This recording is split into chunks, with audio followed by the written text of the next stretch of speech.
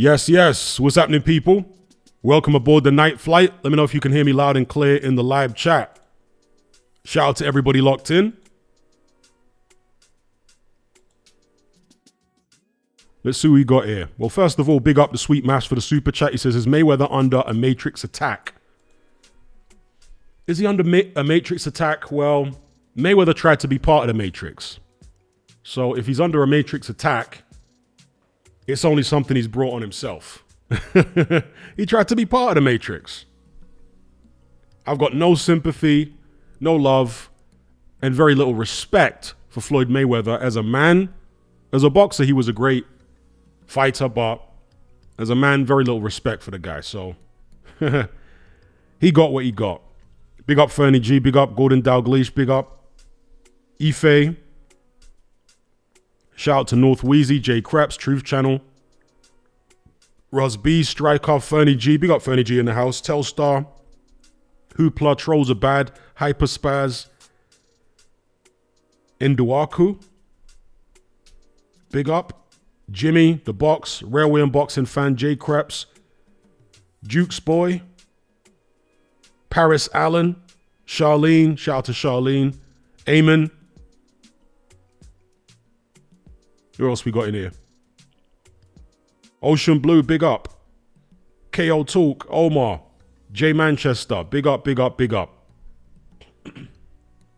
Yeah, as well as, well, I've already said about Mayweather, he is indeed very irresponsible financially. Very, very irresponsible. I said in a previous stream about Mayweather, he was never the brains behind the operation. It was always Al Heyman. So once he and Al Heyman went their separate ways, it was always going to be a bit of an open question as to whether Mayweather could keep a handle on his finances. And evidently he couldn't. So, to start off the stream, you guys know I've been taking a trip down memory lane recently on the community tab on my YouTube page. I posted a picture the other day of some Reebok pumps. I actually did own a pair of Reebok pumps back in the 90s. And I've found the exact pair that I used to own. Not the pair that were in my possession personally, but the exact model and colorway that I used to own of Reebok pumps. Let me just get them up on screen. It was these ones. I owned a pair of these exact Reebok pumps. You see them there? That exact pair with that kind of, what is it, aqua green or teal trim with a white and black. Anyone else own a pair of Reebok pumps back in the days? I know there are some sneaker freaks who have got like old school trainers, old school sneakers recently from back in the days. I know there are collectors out there, but no, I'm talking about when they came out, when they were actually released back in the 90s. How many of you guys actually owned a pair of Reebok pumps? These are the ones I owned. Yep, very well here. Big up Jack. Paris Allen says, what are those? They're Reebok pumps. They were all the rage back in the 1990s.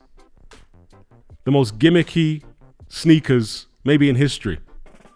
There were other people that turned up in the comments of that post and they were saying there was also Adidas Hexalite. In fact, no, it was Reebok Hexalite, excuse me. Adidas Torsion. I owned a pair of Adidas Torsion as well. They had some plastic bar underneath the sole, which looked like I don't know how to describe it, a bone or something. Roughly that kind of shape. It was some gimmick. What else was there? There was Puma Disc. And in fact, there was a pair of Nikes that I owned back in the days. This might have been late 80s. And the toe box had this like reinforced type of leather or plastic on the toe. It wasn't a rounded toe. It was kind of like a pointy toe. I can't for the life of me remember what those Nikes were called. But me and my brother owned a pair of those. That was the gimmick era with sneakers. All these different sneaker companies were coming up with new ideas, ridiculous ideas, that really didn't do anything for the sneaker, but they understood that gimmicks were selling back then, and so that's what they were doing. Damn, King Jam says he had these. You had this exact pair, the same colorway? Julia says, I lived in the UK in the late 80s and Troop were the sneakers to have. Yeah, I remember Troop. There was Troop. There was British Knights as well. There was LA Gear. There were several others, but these were the Reebok pumps that I owned.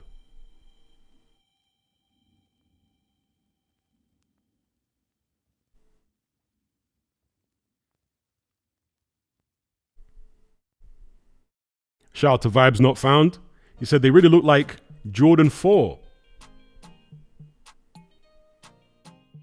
Jackpot says pump it up. Indeed.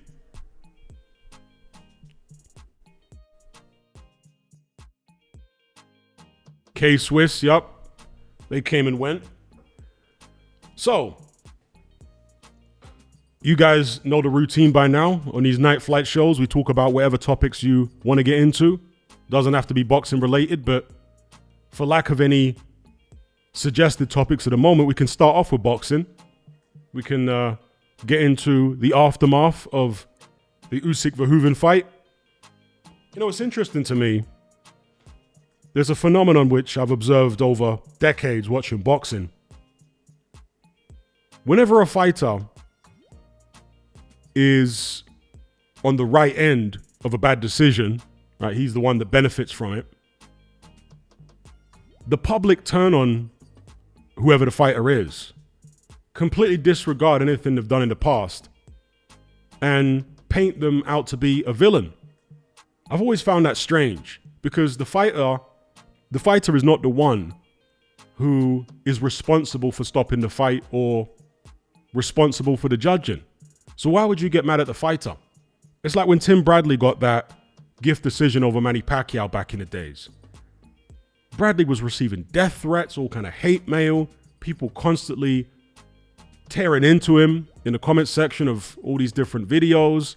He said he actually struggled to cope with it, Tim Bradley. Even his wife and his kids struggled to cope with it because he was just getting attacked from all angles. And at the time, I was making videos and I was saying, what's wrong with these scumbags that are attacking Tim Bradley? He's not the judges. Okay, if the judges were interfered with, he's not the one that did it, obviously. The fighter rarely has that type of power. You'd have to be a very, very high level fighter to even come close to having that type of power. We assume that it's promoters, maybe TV executives, financiers, etc. that have that kind of power if you're talking about big shows. It's not a fighter. So, yeah, when people start attacking fighters over getting gift decisions and stuff like that, and don't get it twisted, you can point out that it was a gift decision. You can say they don't deserve to have this as a win on their resume or whatever the case may be. But to start getting all personal and really tearing into them and completely dismissing and ridiculing them and tearing down their resume all just because of one fortunate decision, it never sat right with me when people do that.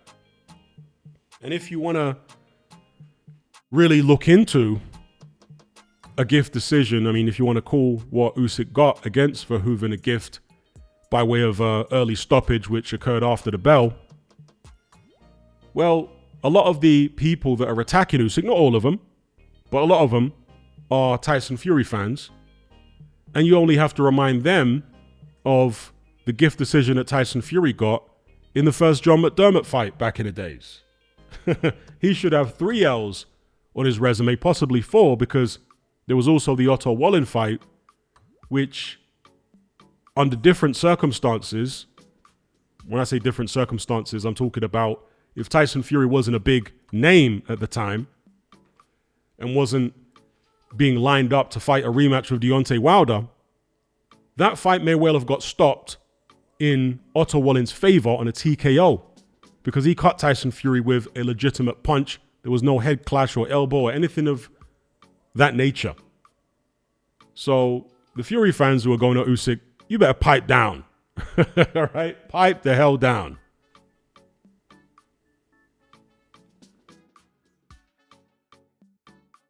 Indeed, Truth Channel says, so true, Hatman. Usyk loved on Friday night, hated on Saturday night. The amount of diss against Usyk I read was crazy. It is crazy. You go from hero to villain just like that in boxing, even if you haven't done anything wrong. Usyk didn't do anything wrong in terms of, outside of the rules or illegal. He didn't do anything wrong. The only person that Usyk sold short was himself by not preparing to the level that he should have prepared. But even that is kind of understandable, because when you've achieved all he has, when you've been to the mountaintop, how do you get motivated to fight a guy like Rico Verhoeven when you've been in there with the Furies and the AJs and the Dubois and the cruiserweight Myris Breedis, all the stuff he did in the amateurs and the WSB? He's a human being.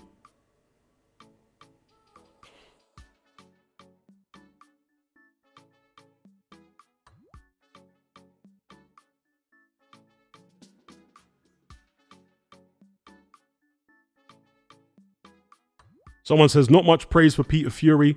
Got Fury to beat the unbeatable, long-standing King Klitschko, and now an unbelievable performance against 2 times undisputed heavyweight champion Usyk. Fury needed him. I personally think that the Peter Fury situation is overblown. There are people that say, oh, if Tyson had stayed with Peter, he would have had a much better career. The only thing I really would say about Peter Fury in terms of sticking with Tyson is that Tyson seemed to be in a better headspace when he was with Peter. Peter seemed to be a calming, maturing influence on him. Without Peter around, he seemed more susceptible to going off the rails, especially once his dad started hanging around him when his dad came out of prison. In my opinion, his dad's kind of a bad influence on him. So that's one thing I will say. But in terms of the technical stuff that Peter taught, and the game plans, I don't think he really needed Peter that badly, to be honest with you. I think Tyson Fury knows how to fight that way. If Peter Fury was this big mastermind teaching people how to stick and move, well, why has his son not done anything? I'm not saying Peter Fury's a bad trainer. I think he's a good trainer. But I don't think being with Peter Fury for Tyson is the be-all and end-all. I think that's a bit overblown. As far as the way Rico Verhoeven, I actually uploaded a video earlier on today about it. As for the way Rico Verhoeven performed, again, I addressed it in a separate video. Some people are saying this shows that a prime Tyson Fury would have beaten Usyk, which to me is just a bizarre claim, because Rico fought absolutely nothing like the version of Tyson Fury that beat Vladimir Klitschko. I mean, nothing like him at all. The only thing that Rico did, which some people might say is to some extent similar to Fury against Klitschko, is that he moved a bit in spots. But it was only in spots. For large sections of the fight, Rico was taking the fight to Usyk. He was aggressive. He was throwing punches from unusual angles. He was constantly pinning Usyk against the ropes and tying his hands up so he couldn't counter. He was leaning on him. Fury didn't do anything like that against Klitschko. Fury's whole posture is totally different to Rico's posture. Fury against Klitschko was standing up tall, keeping things at distance, using his jab, moving around the ring, letting Klitschko come to him. That's how he was boxing. Rico is hunched over. He actually gives up his height against Usyk. He's trying to get underneath Usyk's shots. And as I say, he, in his approach, was more similar to Derek Chisora against Usyk, actually. Far more similar. And if you want to talk about the closest thing that Usyk's been in the ring to a prime Fury or a Klitschko version of Fury, it's Fury himself. Fury in that first Usyk fight was far more similar to Fury against Klitschko than Rico Verhoeven was. Like, let's be real. Rico Verhoeven's nothing like, did I say Van Verhoeven? Nothing like Fury against Klitschko at all. So that whole narrative to me is just very strange. But yeah, Peter Fury deserves credit for putting together a game plan for Rico, which incorporated elements of what Derek Chisora did, along with some, other aspects. Because again, he did go walk about here and there and move around a little bit. He was very busy moving his hands up and down. He kind of did to Usyk, in some ways, what Usyk normally does to his opponents. He confuses them with all the hand movements in front of their face. So Rico was doing all that stuff to Usyk. And as I say, when he would attack, he would get low. He would, even though he's a tall guy, he would duck down, he would get low, and he'd attack from unusual angles, and then put all his body weight on Usyk, wrap his hands up so he couldn't punch back. So that was a good strategy by Peter Fury. Yes.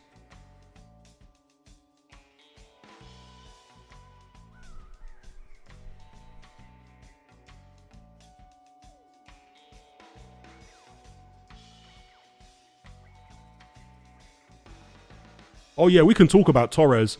Shout out to Kayvon Green. So, the Richard Torres fight is one that I definitely got wrong.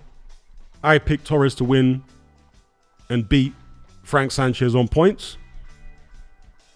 I acknowledged before the fight that Richard Torres is chinny, but I didn't think Frank Sanchez, based upon his recent form, would be able to exploit that vulnerability. I thought that Richard Torres would actually be able to exploit Frank Sanchez's dodgy knees. He's had knee issues for several years now. And also his potentially older age than his official stated age.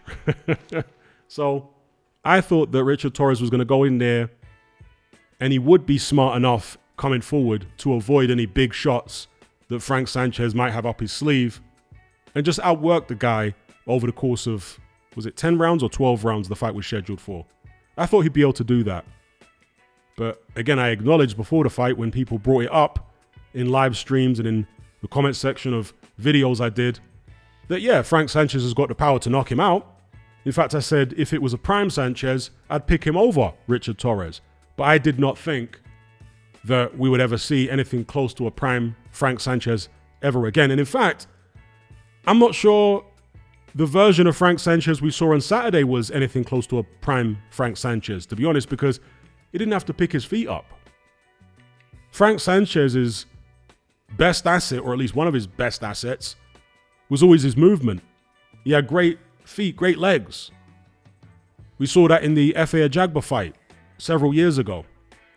But against Richard Torres, we didn't see that movement. Now, perhaps he had it, but didn't feel the need to use it. Or perhaps he didn't have it and therefore had to go about the fight in a different way and try and walk Richard Torres onto a shot, which he successfully did. And the shot he caught him with was kind of a right hook, I want to say. And Torres left his head as he was coming forward in a straight line, which is something he shouldn't have done. Against Guido Vianello, he was coming in at angles. He would take a step to his own right before entering the pocket against Vianello to avoid the right hand. So Vianello would have to throw his right hand across his own body. He didn't do that against Sanchez. He came straight forward in that particular instance. And when he ducked to his own left. And he left his head there. Frank Sanchez just had to walk forward and club him with that big right hand. And that's all she wrote. Richard Torres went down heavy. He tried to get to his feet, but when he did reach his feet, he actually fell down again, Trevor Berbick versus Mike Tyson style. And that's all she wrote. Wherefore Richard Torres now? His career looks to be in tatters. As other people have pointed out, Torres may not have a good enough chin to fight with the style that he does. In heavyweight boxing, if you don't have a good chin, you better be a defensive wizard. You better learn how to stay out the way. But I'm not sure if Richard Torres is going to be able to do that. We'll see. What do you guys think about the Torres fight?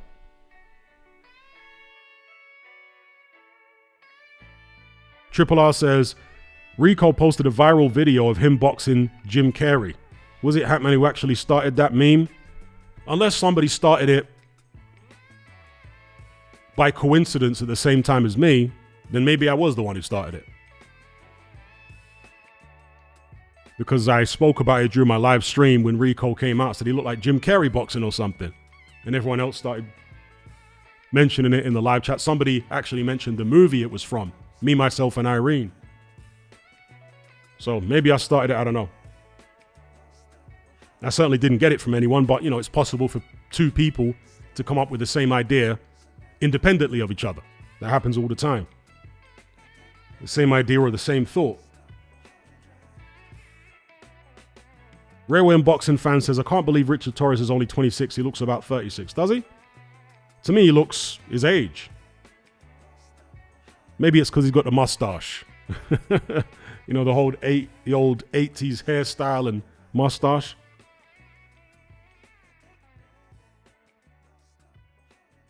What's my favorite boxing movie? Definitely not a fan of the Creed movies.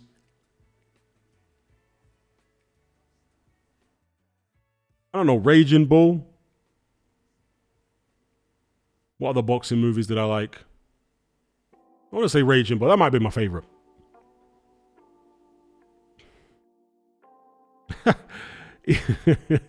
Encircled says Torres looks like a photo fit. Yeah, he looks like a photo fit Scouser from the 1990s. The Scousers from Harry Enfield and Chums? Or is it the Fast? No, it's Harry Enfield and Chums, wasn't it? Calm down, all right. And all that stuff. Jackpot says, what don't you like about the Creed movies? The formula has been done to death in the Rocky movies. And the cheese, which was very much evident in the Creed movies, doesn't quite work these days the way it worked back in the 80s. The 80s was the decade of cheese. So, as somebody that grew up watching the Rocky movies, you can get tired of that formula. Do you know what I mean? They've done that franchise to death.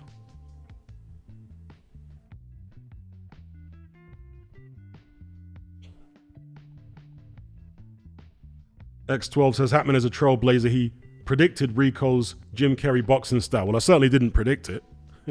That's why I was laughing throughout the first round. It caught me off guard. I'd never seen him box before. In fact, I had seen... Actually, I saw the knockout that he scored in his only other professional boxing match, but it was only a short clip, so I didn't actually get to see him do the whole Jim Carrey routine.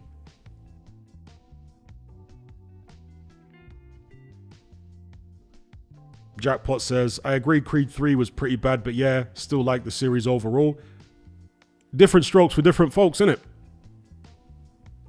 It's all subjective. Me personally, I don't like the Creed movies, any of them. I didn't like the last Rocky movie either, the one that had Antonio Tarver in it. I didn't like that either. In terms of the Rocky movies, they were cheesy as hell. I guess I liked Rocky 1 through 5. Which one had Tommy Morrison in it? Was that Rocky 5? And Rocky 5 was just okay. It wasn't great. 1 through 4 were probably were definitely the best for me. 5 was okay. 6, trash. And I never liked the Creed movies. Encircled says, Bellew being on screen is enough for me to say no. And me too.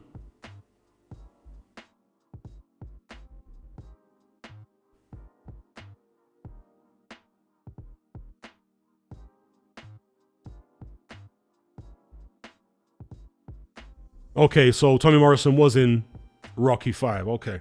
Striker says, I thought 5 was god awful. I haven't seen it for so long, but the parts I remember are obviously Tommy Morrison being in it. And it was kind of a novelty because Tommy Morrison was an active heavyweight contender when he was in that movie. So it was very interesting back then to watch it. It's like, wow, a guy that's actually a professional heavyweight is acting in a movie. And then there was the Don King character, the very loosely or thinly veiled, Don King. Touch me and I'll sue. You know that character? Did Don King try to sue Sylvester Stallone or the studio over his obvious portrayal in that movie? I don't know. Because that was so clearly Don King.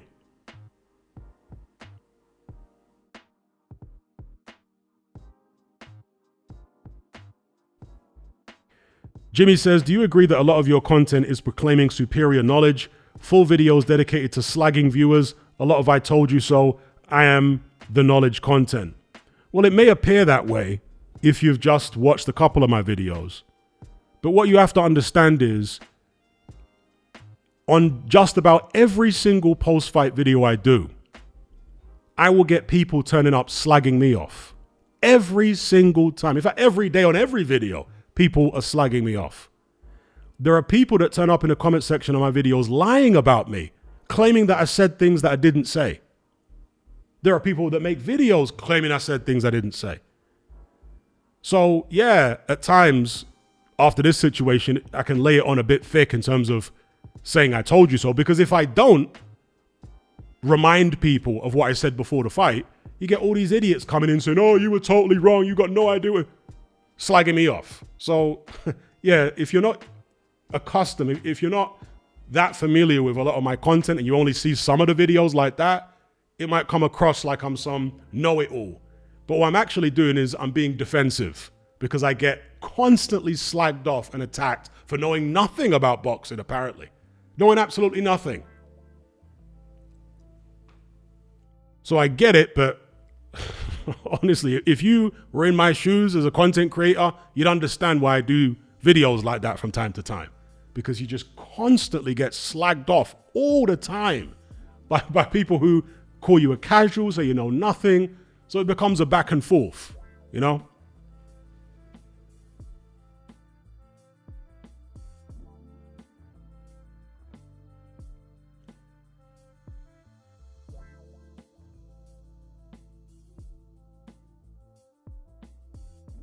Jimmy says, respect the reply. I'm very accustomed to the content. Thanks, mate.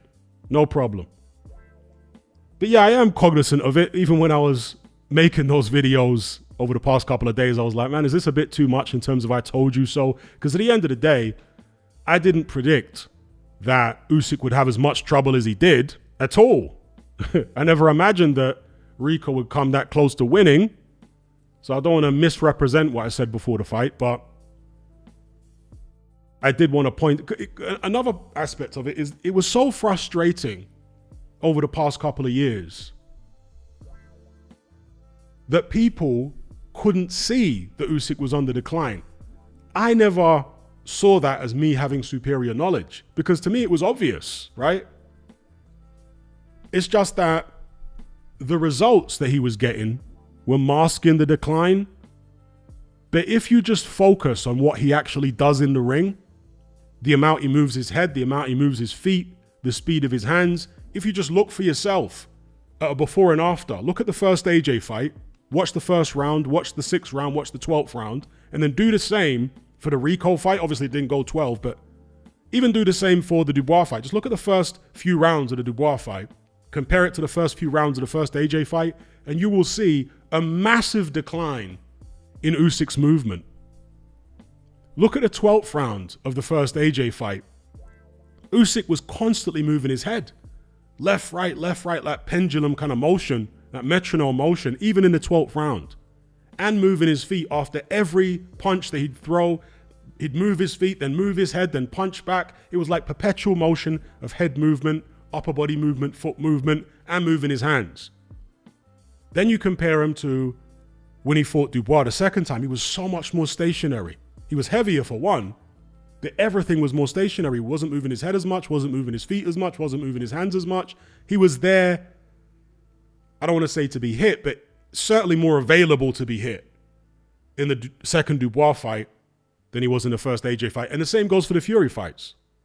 He didn't have the level of energy in movement in either of the Fury fights that he had in that first AJ fight. And again, I don't think it was my genius or anything like that being able to notice it. I just think people didn't take the time to go back and look. You know, it's as simple as that. Because when I did that video on Patreon, doing the before and after, when people saw it, they could see it easy. When I showed people those fights side by side, the difference was obvious to them. Do you know what I mean? It's just that most people, for whatever reason, didn't go back and actually compare. They were going off memory, and sometimes memory can be deceptive.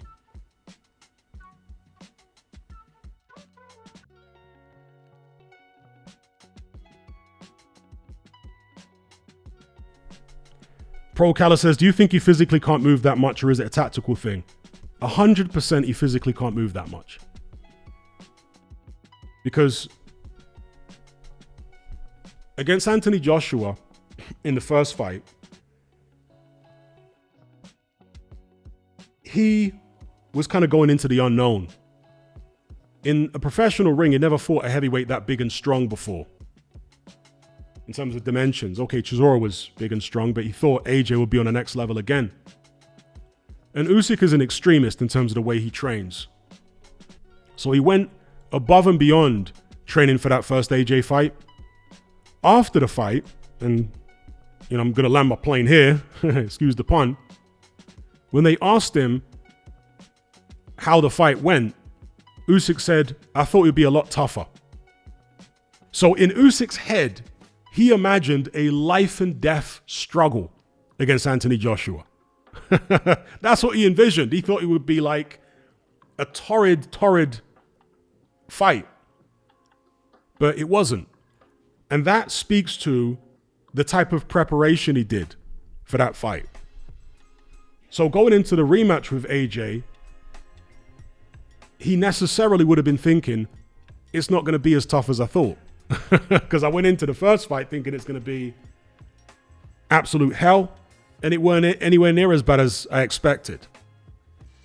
The rematch being in Saudi, not in AJ's backyard, he wasn't even as good in the rematch, again, in terms of his movement, head movement, foot movement, as he was in the first AJ fight. And again, I don't think it was tactical at all, because he fought the same way. Basically, he used the same tactics. At no point in the rematch was he trying to, there were little points, but overall, he was moving around AJ, right? He wasn't trying to force AJ back. He was giving up the ground. He didn't go into the AJ rematch trying to push him back the way he pushed Fury back. So, no, it's not a matter of choice that he doesn't move his head and move his feet as much as he used to. It's a matter of age, wear and tear, and motivation. Because to fight that way when you are 39 years of age, to constantly move your head, constantly move your feet, the amount of energy it takes is tremendous. You know what I mean? And you don't just end up doing that in the fight. You got to do it every day in training. The way you train is the way you fight. So at 39, can you really be bouncing around all over the place and moving your head constantly and then moving your feet? And you can't do that at 39. Not unless you've got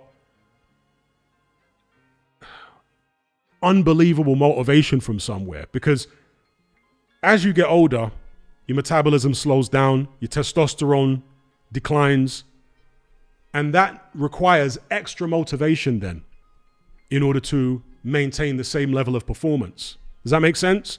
When you have higher testosterone and a faster metabolism, you don't need as much motivation to stay in tip-top shape and to be able to move around like that, because the testosterone gives you that extra energy, and the fast metabolism helps to keep the weight off. But when the metabolism slows, you're in your late 30s, the testosterone is dipping.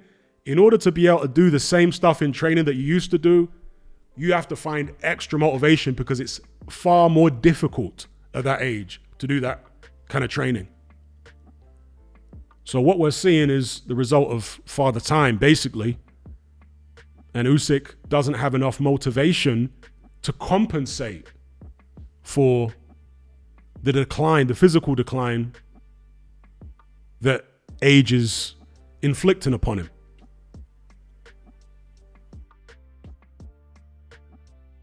Pro Cala says, do you think after all this backlash from the Rico fight, he will have that motivation to move that much again? I don't think we'll ever see him move as much as he did for the first AJ fight. What I can say is he'll definitely have more motivation for a Rico rematch than he had for the first fight, without any shadow of a doubt. Because now, for the first time in a very long time, Usyk is getting some heavy criticism, and that will light a fire underneath him.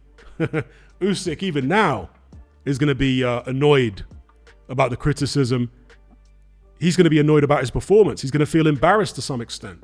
And that will bring out a better version of Usyk the next time he steps in the ring. Yes, he'll train harder. He'll have extra motivation, definitely. But will it be enough to wind the clock back to, let's say, 2020? No. He might be able to wind the clock back to, let's say, the form he was in for the second Fury fight. He might be able to do that.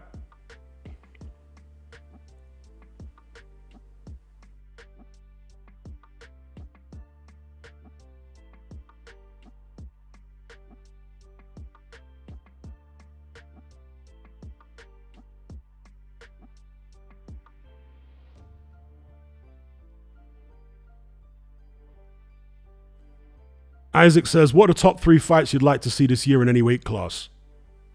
I'd like to see Benavidez versus Opetaya. And apparently, I saw some Instagram posts. I don't know how true they are, but I saw some Instagram posts claiming that Turkey's looking to make the fight between Opetaya and Benavidez.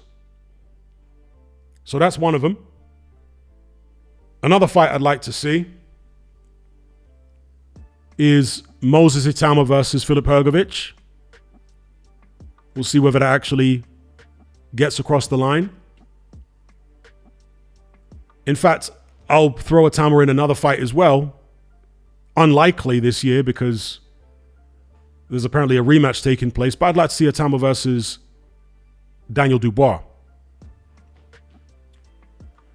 Other than that, in the other weight classes, well, Boots is fighting Xander Zayas. Boots versus Virgil Ortiz has been a fight we've all wanted to see for a long time, and I still do now. Ortiz has got to sort his situation out with Golden Boy. There's a legal issue there. When I say legal issue, isn't he countersuing Golden Boy or something like that? Golden Boy, I think, successfully sued him, and now he's countersuing, or something to that effect anyway. So he's got to sort that situation out before he can fight anyone. Never mind Boots Ennis. But yeah, I'd like to see Boots Ennis versus Virgil Ortiz. At welterweight,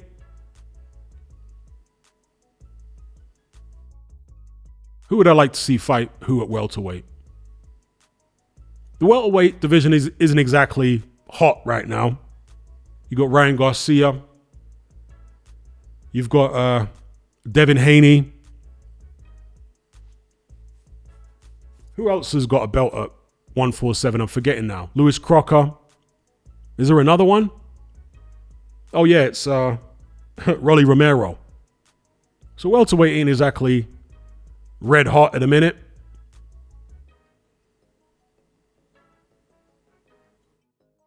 Jack says Canelo versus Shiraz, would love to see that this year.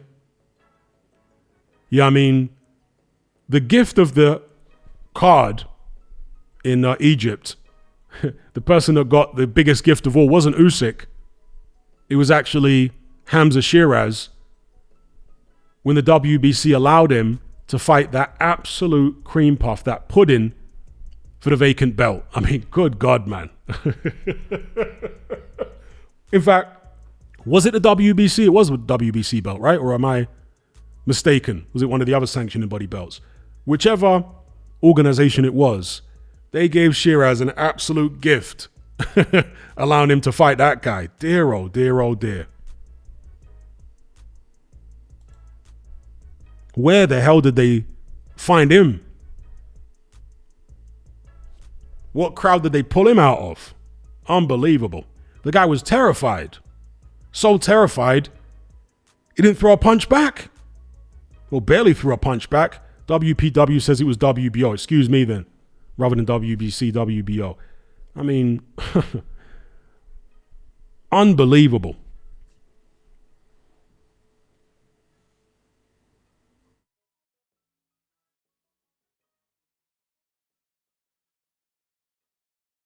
Pickney Boy says, in the Verhoeven fight, he, as in Usyk, was looking for an uppercut stoppage. It was a bit controversial, but it felt like I was just waiting for the knockout to happen. Well, you must have a sixth sense, because at that stage, I was thinking, Usyk's done for. I didn't think the knockout was going to happen. He had been looking for the uppercut the whole fight, and he did land it earlier on in the fight and actually wobbled Verhoeven. I forget which round it was.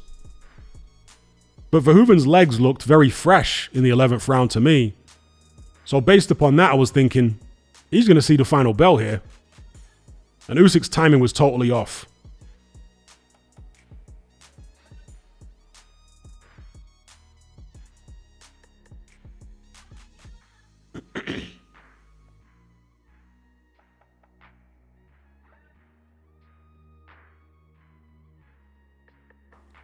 How strong is the heavyweight division of this generation? Very strong. We are living, well, it's the tail end now of one of the golden ages of heavyweight boxing.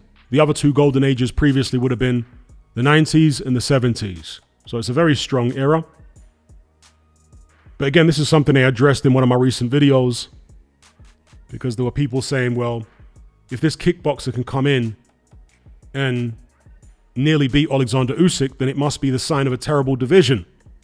But people have always said stuff like that. Back in the 90s, when George Foreman knocked out Michael Moorer, people said, well, this is the sign that the heavyweight division is terrible. How can a 45-year-old man in terrible shape who's fat knock out a reigning champion who just beat Evander Holyfield? This is a sign that the division is terrible. People have always said stuff like this. I mean, they could have said it in the 70s. I don't think they did, but they could have said it in the 70s when Leon Spinks, who was a 7-fight novice, beat Muhammad Ali. How could a 7-fight novice beat the self-proclaimed greatest of all time, albeit at the tail end of his career, but he was still a reigning champion? Leon Spinks came along, beat him in their first fight. So it's the heavyweight division. Crazy upsets happen. It's always been the way. One fight doesn't define an entire era. Or one upset, should I say, cannot define an entire era.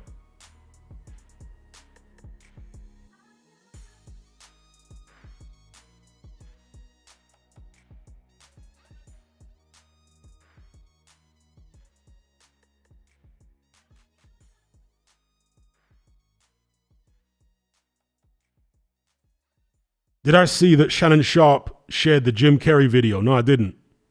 But as I said earlier on, it was so reminiscent of Jim Carrey that other people, it's perfectly plausible, would have made that comparison independently for themselves without watching my video. Do you know what I mean? I'm sure I'm not the only person in the world that watched that fight that was instantly thinking, that's Jim Carrey.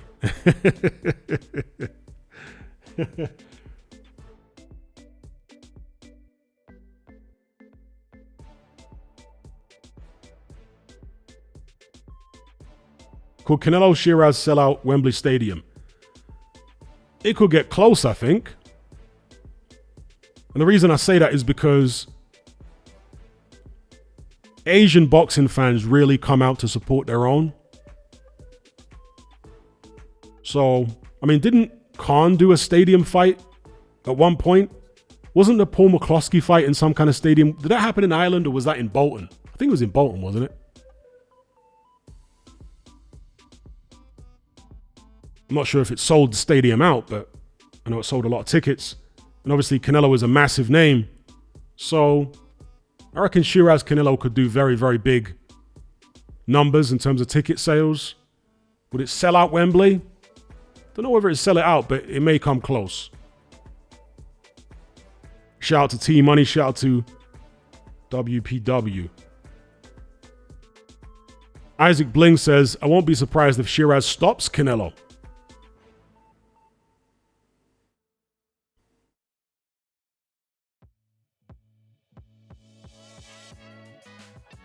What do I think of Usyk versus Caballero now? Well, if ever there was a time that Caballero had his best chance of beating Usyk, it's obviously now. But Usyk is going to find extra motivation because of the embarrassment of the Rico performance. And because he was always going to take Caballero more seriously than Rico anyway. So I would expect to see a much better version of Usyk against Caballero. And believe it or not, I would still kind of lean slightly towards Caballero. Excuse me, I would lean slightly towards Usyk to win, despite the bad performance against Rico. So yeah, I'd still see Usyk winning, but if the fight happens, we'll see. How about you?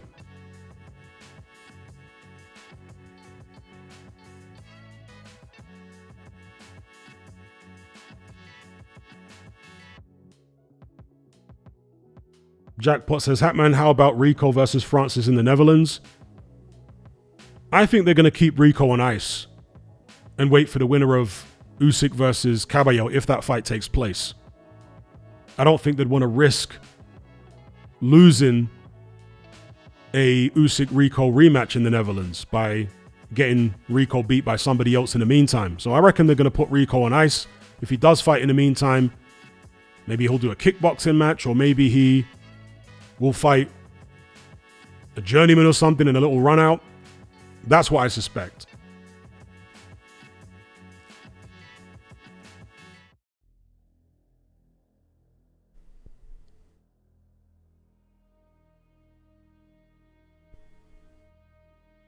Vibes Not Found says, True Geordie said people don't give credit to how big and strong Rico and Ngannou are, despite them having no skill in boxing, they can still hurt a heavyweight on a bad night. Well, yeah, I mean, most big athletic men could hurt a world-class heavy. I'm talking about most big athletic fighters, right?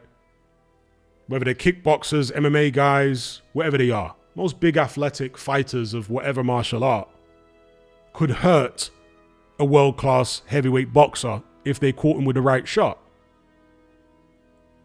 You don't have to be a boxer, you know, years and years of boxing rather than kickboxing or MMA to be able to hurt someone in boxing. So I can only agree with that statement from True Geordie.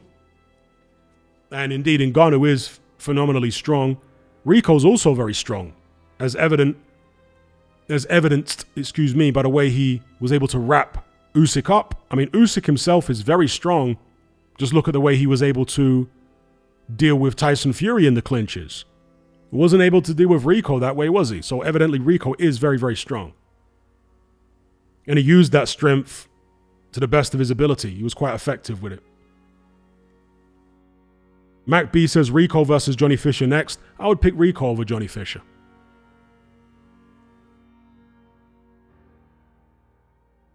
Johnny Fisher's boxing style isn't quite as bizarre looking as Rico's, but I still take Rico to win that fight.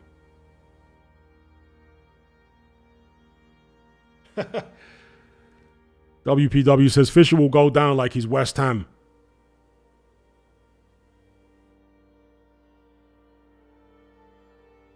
Pro Calla says he did have that Peter Fury herky-jerky style. I don't think it's Peter Fury style at all.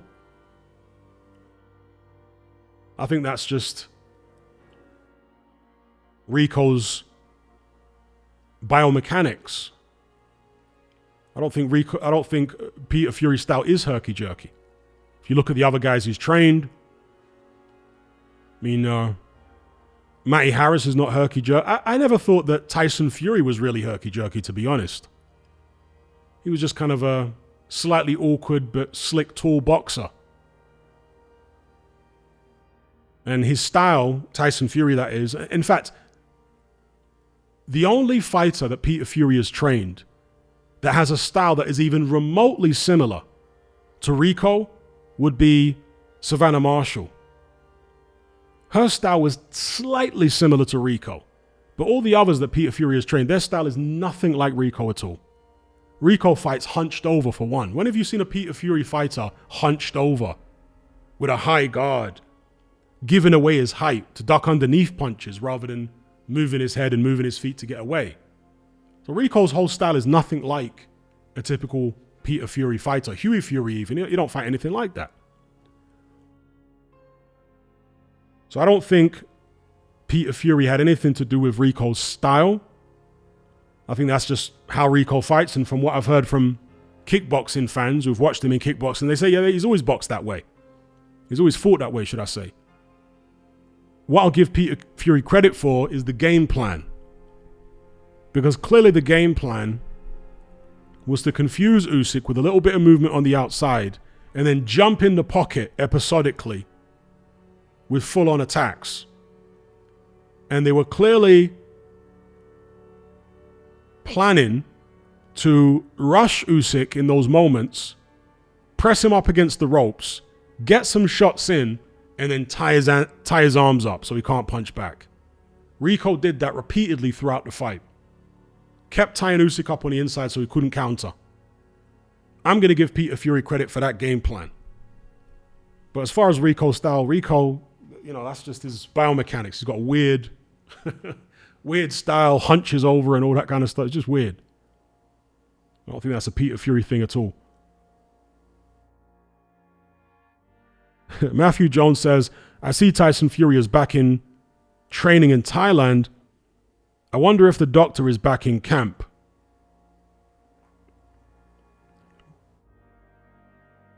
Where does Vidal Riley fit in the cruiserweight division against the rest, and where do you see his career playing out in comparison to those of the last 10 years?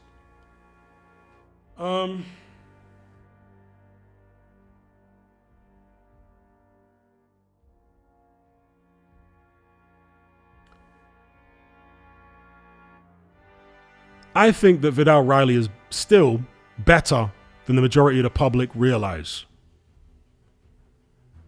There was somebody that turned up in the comment section of, I think it was my Benavidez Zerdo post-fight video. And he was someone that was mocking Vidal Riley fans, or a particular Vidal Riley fan that he'd come across on the internet somewhere, who'd said that Vidal could beat David Benavidez. And he was laughing about it as if I was going to join in with him laughing at this Vidal Riley fan. But I'm not sure if I replied in the comment section or I replied in a subsequent video. But I don't think the notion of Vidal Riley beating David Benavidez is that ridiculous, actually. I'm not saying I would make him favorite, but I wouldn't make him a massive underdog. Seriously. I think Vidal Riley is a very, very talented boxer. He moves so well. He's in great shape. He throws good combinations. He's got a good jab. He mixes it up, head and body. He's got good punch variety. We haven't really seen his chin tested, but the only thing in terms of potential weaknesses or whatever that we have seen of Riley is a lack of punching power. He doesn't appear to have that finishing force on his shots, at least not against quality opponents. So that's the only aspect of Vidal Riley's game that I've seen so far that is a concern to me. But everything else, from a technical perspective, an athletic perspective, speed, coordination, rhythm, boxing IQ, I think he's very, very impressive, to be honest. And I wasn't somebody that was immediately impressed by Riley when he turned pro. He was underwhelming for his first few fights until he got back in his groove. Because obviously he was away training, was it KSI and other YouTubers and whatnot. So yeah, I think Riley is very talented. And I think he's a problem, to be honest, for David Benavidez. I think that's a tough fight for Benavidez. Maybe Benavidez is a favorite, but I don't see that as a walk in the park. Riley's a big, strong man who can move, and as I say, he's very talented. So, yeah. As for Opetaya, I think Opetaya would beat Vidal Riley, but again, I'd make Vidal Riley a live underdog in that fight as well. If Benavidez moves back down to 175, as he's claiming he's going to, and Opetaya moves up to heavyweight in the not too distant future, Vidal Riley might be one of the main guys, perhaps the main guy. Previously, I thought maybe Pat Brown could be him. not beat him, but be him, as in be the main guy. But Pat Brown needs a hell of a lot of work. After watching Pat Brown's last performance, yeah, offensively, Brown is impressive and formidable, but defensively, dear, oh dear, he needs a tremendous amount of work defensively. He was so open. He was getting caught with the same shots repeatedly again and again and again in that last fight. So they really got to tighten things up there. So the jury's out for me with regards to Pat Brown for the moment. Vidal Riley appears to be more ready for the top level than Pat Brown is right now.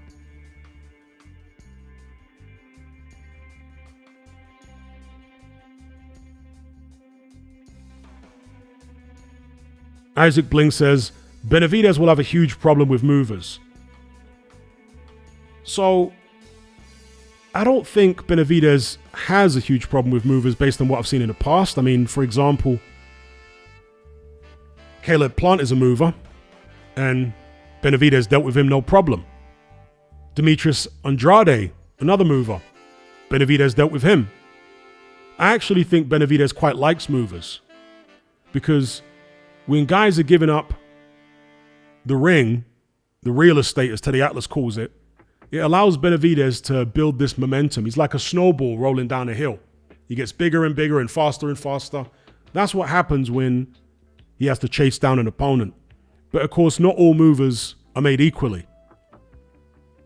A mover at 168 is quite different to a mover at cruiserweight, because a mover at cruiserweight is a lot bigger, a lot stronger, usually a lot more resilient.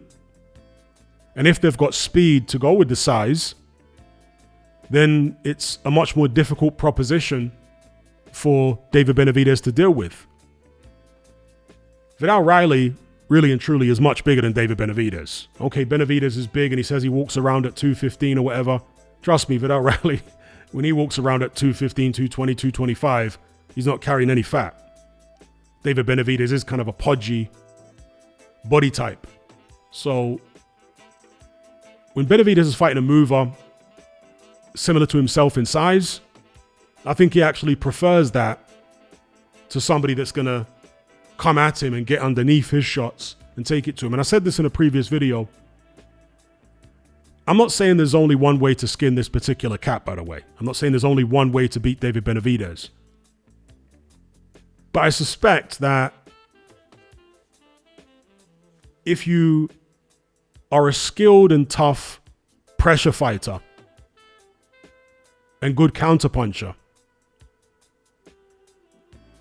somebody also that's durable, and you take it to Benavidez and push him back, that might be a potential path to victory. Like with Mike Tyson when he fought Evander Holyfield. Nobody thought you could beat Mike Tyson like that. Buster Douglas beat Mike Tyson from the outside in. He outboxed him on the outside for several rounds, beat him up, weakened him, and then he took it to him later on in the fight. Whereas with Holyfield, he started the fight engaging Tyson on the inside. He beat him from the outside. He beat him from the inside out, excuse me. Douglas beat him from the outside in. Holyfield beat him from the inside out. It was later on in that fight that Holyfield started getting behind the jab. But early on, he was engaging him up close. And that surprised everybody. Definitely surprised me. That Tyson could be beaten that way. He was just not accustomed to being pushed back. And Holyfield had the skill. See, most people never imagined that anyone could stand toe-to-toe with Tyson. But Holyfield had been in there standing toe-to-toe with Riddick Bowe, George Foreman, various other fighters, big guys. And these guys are much physically stronger than Mike Tyson. Not as fast as him, not as dynamic, but they were much physically stronger and hit just as hard, if not harder. So Holyfield wasn't bothered by Tyson's power at all. And he certainly wasn't bothered by his strength. He'd fought guys much stronger than Mike Tyson. It was only the speed of Tyson that caused him a few issues in the first round, maybe. But once he became accustomed to the speed, it was actually a relatively straightforward fight for Holyfield. Yeah, there was a moment in the sixth where he got hit with an uppercut and buzzed a little bit, but other than that, Holyfield dominated the fight. So in my head, I'm thinking maybe someone can do something similar to David Benavidez. Obviously, Benavidez is not Mike Tyson. He's got a different kind of style. He's a different kind of pressure fighter. He's a volume puncher as well as having fast hands. Mike Tyson was an episodic pressure fighter. He'd come forward, but a lot of the time he wouldn't be doing much, at least after the first 2 or 3 rounds. He'd be hanging around in clinches and just biding his time, preserving his energy, looking for an opportunity to open up with a crazy combination. Benavidez is more consistent than that with his output. He'll punch all the time. He'll punch himself out of clinches, punch his way out of clinches and stuff like that. So he's a different kind of pressure fighter. But yeah, I've always had it in my head, or at least for the past couple of fights, had it in my head that if you take it to Benavidez, if you tuck up real tight and you're good at countering and whatever, go to his body. He's got a very short torso, Benavidez, and he has an extremely large waistband. So it's not the easiest thing to do to go to his body. But if you can manage it, tuck up tight, go to his body, push him back, maybe that's a path to victory.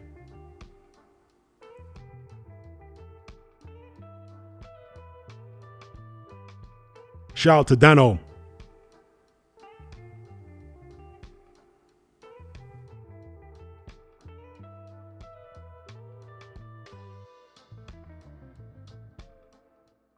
Danny Boy says, Hatman, seeing as how Usyk has been declining with every fight since AJ won, do you think it's possible he might look worse in his next fight than he did in the Verhoeven fight? It's possible, but I think it's unlikely. Because the decline that we saw in the Verhoeven fight wasn't just down to age. It was down to not having the motivation to train with the same level of intensity that he would have if he'd been going up against a serious heavyweight, somebody that he perceived to be a serious heavyweight. So, for example, had he not fought Verhoeven and he'd fought Caballel instead, I think he would have trained way harder. And the way you train is the way you fight. So, in his next fight, I think he's going to be a lot better than he was against Verhoeven. In a similar way to how Tyson Fury was a lot better in the first Usyk fight than he was against Ngannou. He was terrible against Ngannou because he just saw it as a walk in the park. I mean, did you see the way that Fury started that Ngannou fight? He came out at the opening bell and he started raining left-right combinations at Ngannou. When does Tyson Fury ever do that? He thought it was going to be so easy, he just didn't have any fear in him to train properly. So that's why Ngannou was able to put on that kind of showing and give Fury all those problems. And Teddy Atlas actually said this, and I was saying it during the live stream that I was doing for the Usyk Rico fight, but Teddy Atlas said it in his post-fight video that this was Usyk's Fury Ngannou moment. And Duke McKenzie said something similar. He said that in his own experience when he was fighting, obviously Duke McKenzie, a multi-weight world champion, he'd go in there against the guy who he was supposed to wipe the floor with, and he'd find himself fighting down to that guy's level because you just don't have the same motivation. You don't have that. You don't have those nerves that are necessary to give you the extra sharpness. It would have felt like a sparring session to him. Do you know what I mean? You need some nerves there to be sharp. You don't need to be terrified, obviously, but you need a certain degree of nerves there to make you extra sharp. You need to be on it. You need to be mentally really locked in and focused, believing that this guy's going to be dangerous and so on and so forth. And it doesn't matter how much you want yourself to feel that way when you're going up against the kickboxer. Usyk has the memory of all these professional fights he's had. The hundreds of amateur fights, the WSB, all of those memories of taking on top guys, right? When you've done that and you've been successful for years and years and years, it's very hard to talk yourself into being motivated for a Rico Verhoeven. It's very difficult to talk yourself into thinking that he's a serious threat.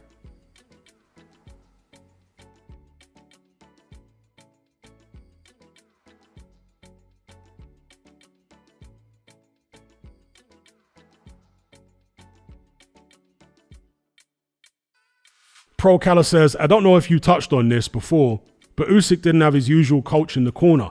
Krasuk said on Insta, the coach left for the same reason him and Klimas left. Strange they're leaving. That's interesting. I think somebody mentioned something to do with that as far as Usyk's coach. But I didn't realize Klimas left as well. Now, I forgot to mention this in the video they uploaded earlier on today, or yesterday now, depending on where you are in the world. But in the video that I uploaded, asking the question, should Usyk retire?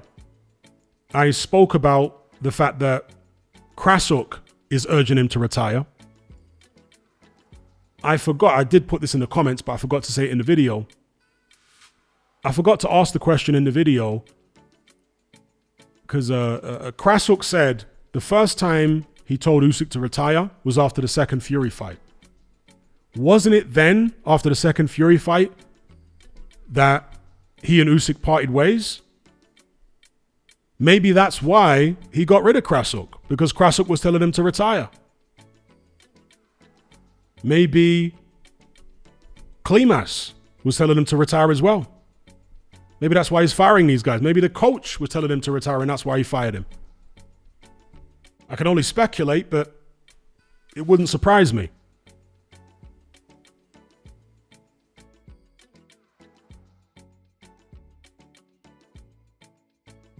Or maybe Usyk's gotten greedy.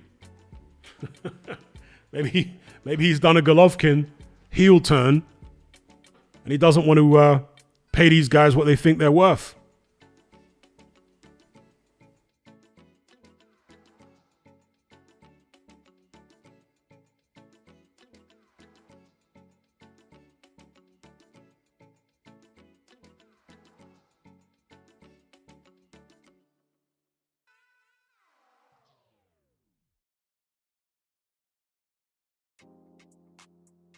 Yeah, Usyk used to train with Lomachenko's dad back in the days. That's right.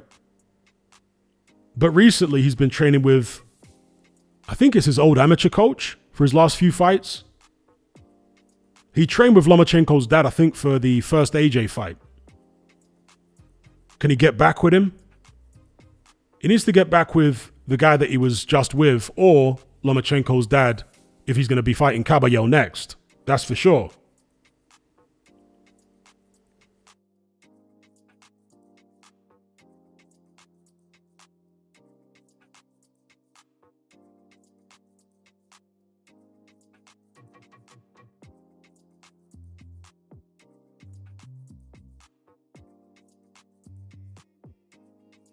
Shout out to Arco.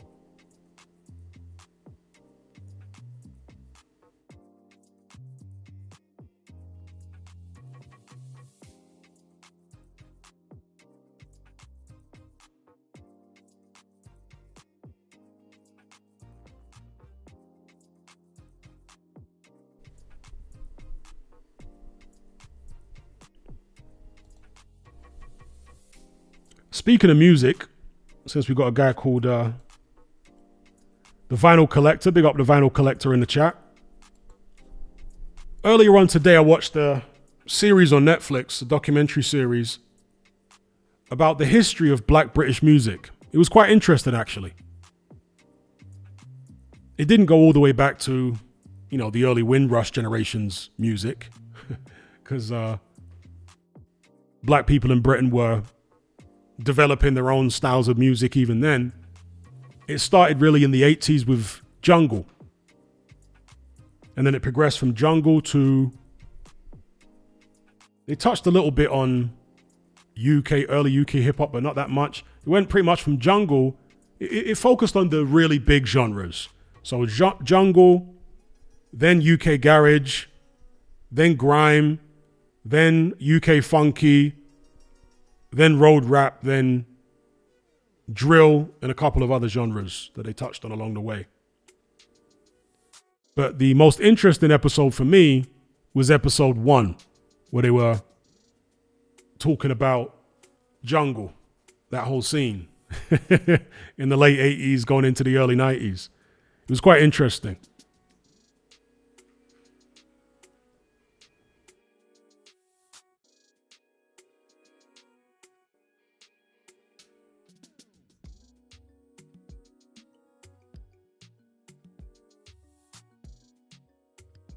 The Vinyl Collector says, UK hip hop never really carved out a place in the UK. It's strange.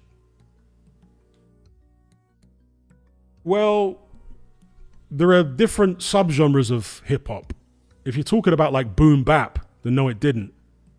But that's because boom bap was a foreign sound, right? It's an American sound. Whereas some of the subgenres of hip hop, which did become kind of big in the UK, are not really boom bap. So Giggs was not the godfather of road rap, but he's the biggest guy in the UK as far as road rap. And if you listen to the production of a lot of Giggs' songs, I want to say it was the early stages of what would later become UK drill. The very early stages of it. The way they were experimenting with different drum patterns and hi-hats and synthesizers and stuff like that.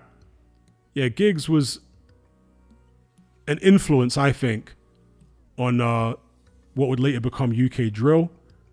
And also grime, that influenced UK drill to some extent as well. And obviously Chicago drill, where drill originates from, also influenced UK drill. But UK drill is a massive genre now, all over the UK, with people from all walks of life, all races and all backgrounds, which kind of took me off guard, because when I first started hearing UK drill, I just associated it with, black kids from London and Manchester, and he's in the city areas.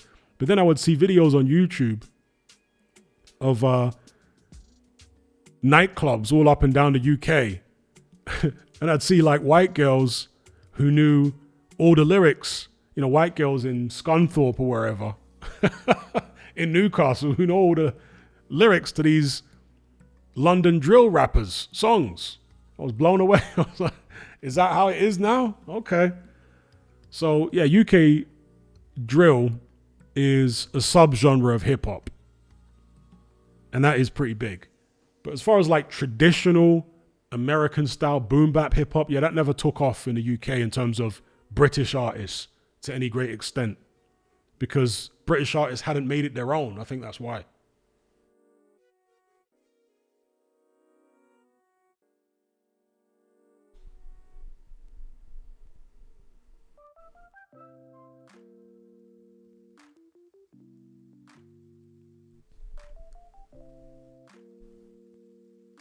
But one of the things about Black British music is that it never seems to last the test of time.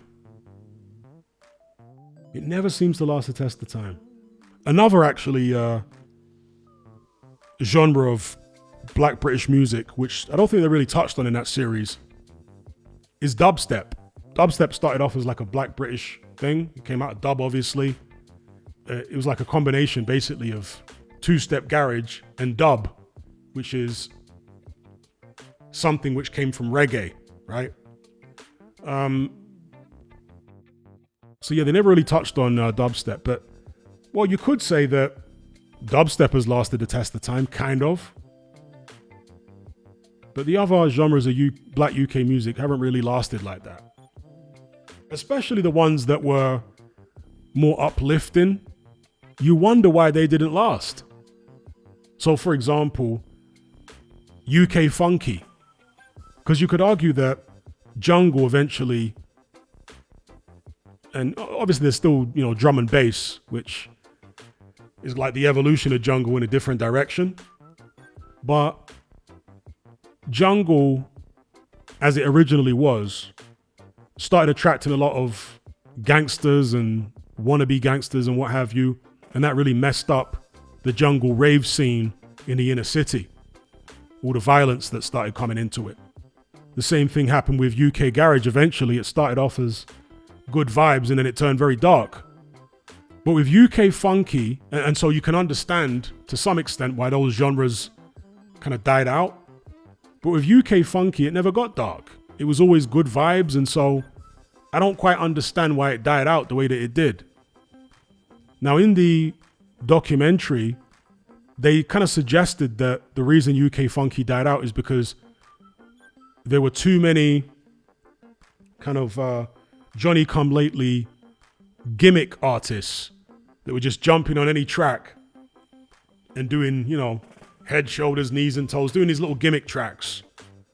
Are You Gonna Bang Though? You know that guy? Is that Funky D that did that Are You Gonna Bang Though track? And so they kind of suggested that all those gimmick tracks and those Johnny come lately artists are what killed UK Funky. But I'm not sure whether that really explains it, because just because you've got a bunch of gimmick artists, that's not going to stop the serious artists from continuing putting out quality.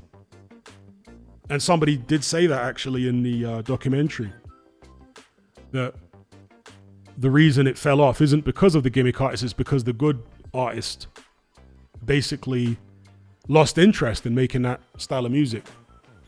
But yeah, UK Funky was a very positive, uplifting, good vibes, black UK music genre.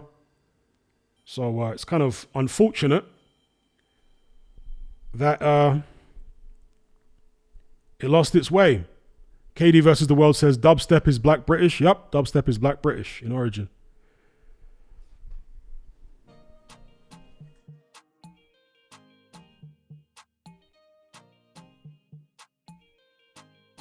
A lot of the early dubstep had much more of a dubby type sound. So it sounded more similar to dub than what dubstep sounds like now. Dub would have a lot of like reggae samples in it and stuff like that, you know? And so the early dubstep was like that. I think the first dubstep track I actually ever heard was in a grime rave called Dirty Canvas. And the track was called Tortured by a producer called Koki, which is spelled, I mean, I'm going to pronounce it Koki. It might be pronounced a different way, which would cause me to put a pause on the end of it. So I'm going to call him Koki. But it's spelled C-O-K-I.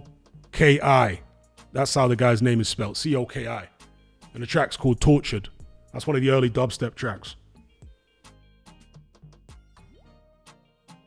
And I remember hearing it in that rave and I was like, what is this?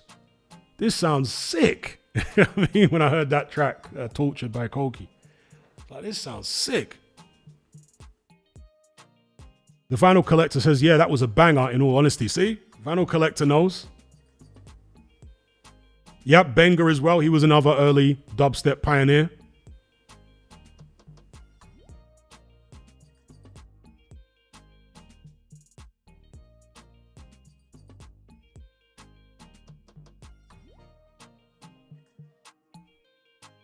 Eminem versus Tupac, who wins a freestyle battle? Obviously Eminem. Tupac weren't a skillful rapper. He had a unique voice and a voice that resonated with a lot of people, and he had a unique flow and all that kind of stuff. But in terms of like just bars, Eminem's way better than Tupac. That's not even close.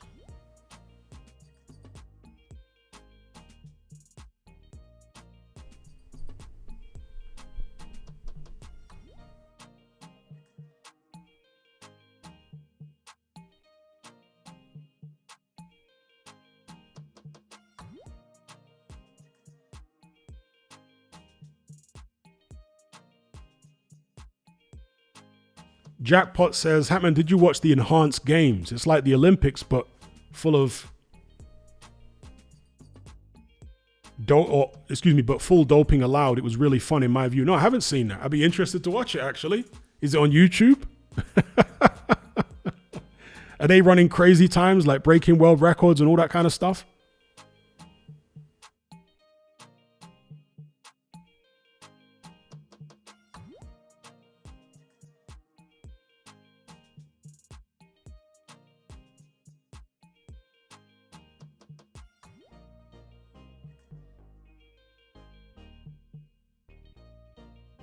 Vibes Not Found says,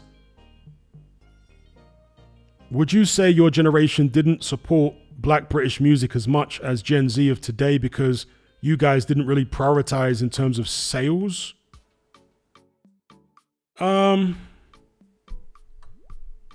I think social media has allowed Black British music today to be a lot more successful. Because back in the 90s and the 80s and whatnot, the success of music was far more dependent on the music industry as far as record labels, distributors, so on and so forth. Whereas today, because of the internet, YouTube, social media, etc., these UK artists can now have audiences all over the world without the need for a label. That gives you longevity, because now your audience is much bigger than it would have been back in the 90s when there was very limited internet, there was no social media. You see what I'm saying? You relied on labels promoting your music. Nowadays, you don't need labels to promote your music. They can help you, but you don't need them. So it's a different setup now. Oh, excuse me, patronize. I see what you're saying. Yeah, I mean, it was kind of a, but that was the case even in America though. So most of the big Black American rappers, at least back in the days, it wasn't Black people buying their music. Black people only made up a relatively small percentage of the sales. It was mostly white people buying the music.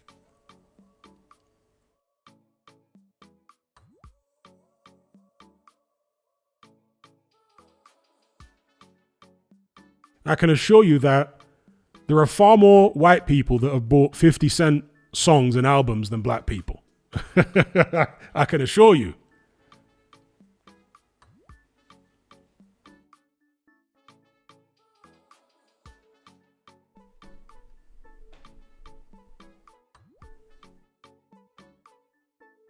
Oh, damn, they didn't break records in that PED Olympics. They ran even slower. For real? They're saying natural athletes actually dominated, surprisingly. Oh, very interesting. Well, obviously, PEDs are not the be-all and end-all. You need talent in the first place, right? If I took a bunch of PEDs, I wouldn't be breaking Usain Bolt's record, would I? So you have to have the talent in the first place. Then you combine it with PEDs. Oh, wow. Shout out to Simon Brandy. He says, are you still gaming? If so, I highly recommend 007 First Light. I just played it 6 hours straight. I couldn't put it down. So good. Is that the new 007 game? When I saw the trailer for that game, it reminded me a bit of Uncharted. And it did look quite interesting. I didn't realize it's out.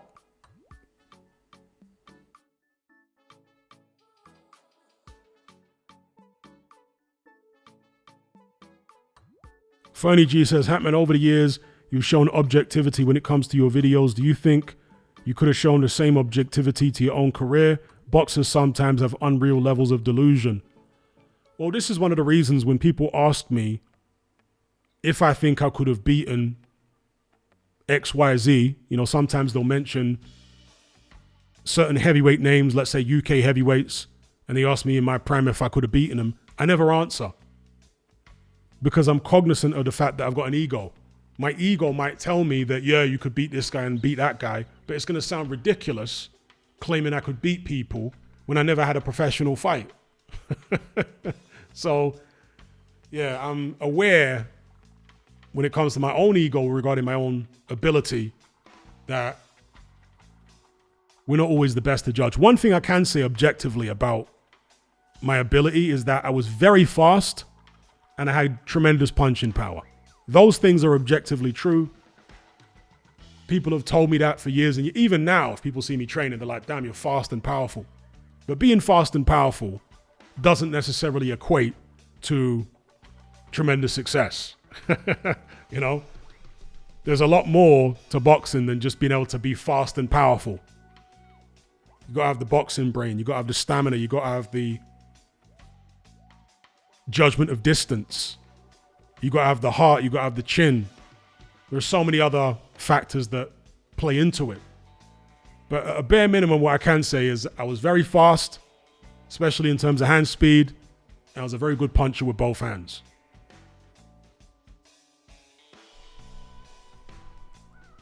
Omar says, I recommend Ghost of Tsushima. I've got Ghost of Tsushima, but just haven't been able to get into it.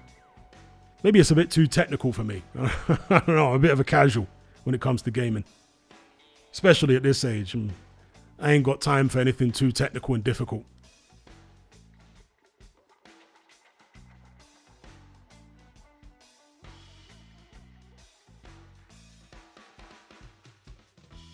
Simon Brandy says, yep, released today. The actor who plays Bond is superb.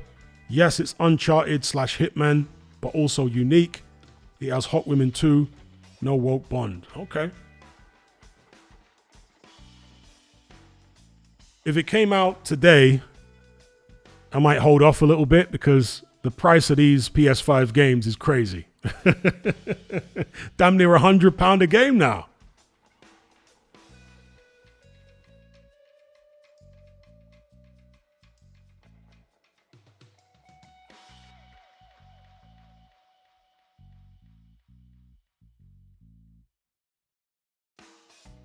You know, one regret I do have is not keeping hold of my vinyl.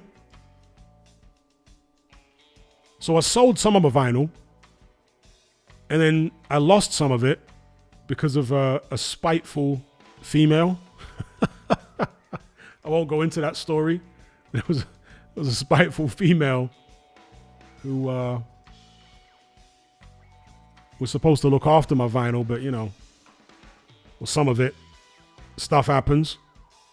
But I had not a massive collection of vinyl, but I had a decent little collection there of 1990s underground and independent hip-hop records. I had some Wu-Tang records. I had a lot of Raucous records, a lot of the early Raucous stuff. I owned that on vinyl. A lot of white labels.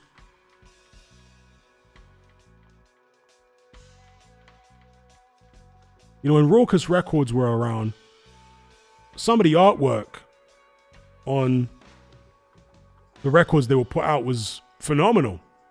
So I had a single from the Sound Bombing mixtape called Sound Bombing Volume 1, which was put out by Raucous Records. And the single was by a rapper called El Fudge. The A-side was called Show Me Your Gratitude, which was a very interesting beat. Very interesting flow. I think the guy's Latino, El Fudge. Very, very interesting track. Like a unique style, completely unique. And on the B side was a track called What If, which had a really fat bass line and yeah, just an interesting vibe about it.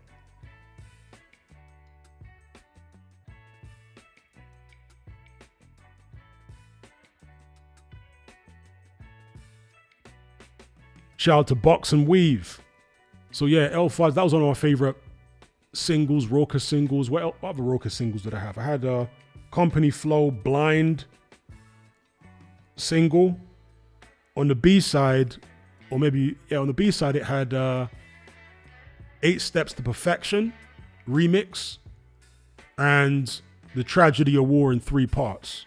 And again, the sleeve art, the cover art for Company Flow Blind was incredible, as was the cover art for El Fudge, Show Me Your Gratitude. Incredible cover art. It also had another, I think it was a Raucous single, Body Rock. Body Rock was featuring Mos Def, Tash from The Alcoholics, and who else was on there? Was it Q-Tip? It might have been Q-Tip as well. Tash, Q-Tip, and Mos Def, I want to say it was. Body Rock it was called.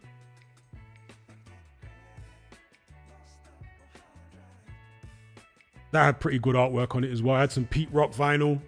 True Master. I had that one. That Pete Rock on vinyl. I had Gangstar White Label Steez when that was a white label before it had the official release. You know my Steez.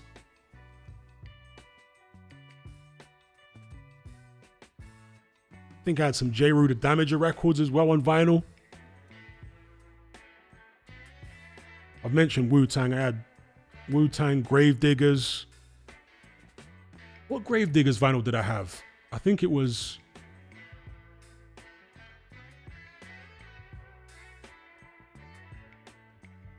can't remember the vinyl I had for Gravediggers now. What was the name of the song?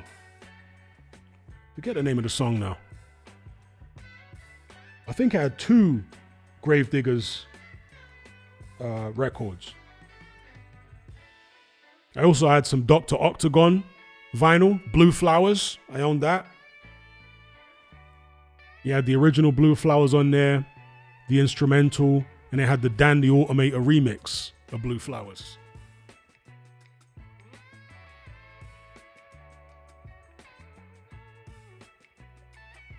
I also had some more commercial hip hop on vinyl as well.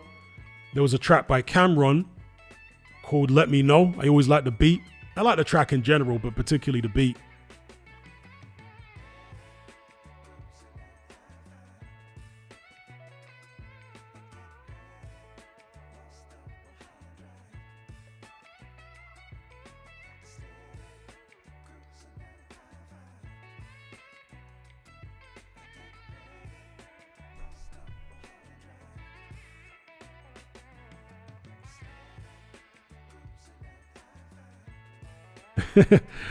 Yeah, I'm right there with 4JA14. He says, Ghost of Tsushima has no minimap. At my age, I need to know where to go in games. 100%. I ain't got time for all that thinking in video games, bro. I need to know where to go.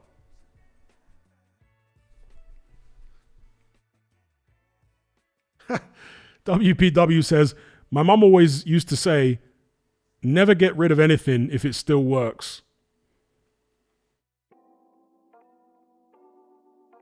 Fernie G says, favorite music video, rap, and other genre too. That's a good question. I'll throw the question back over to you first. What's your favorite music video in terms of rap and other genres? While you answer, I'll think.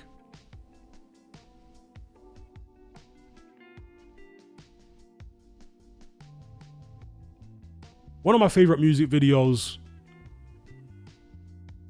when I was a kid, it's cheesy as hell now watching it, but at the time I thought it was amazing, was the Jackson 5 video for Can You Feel It?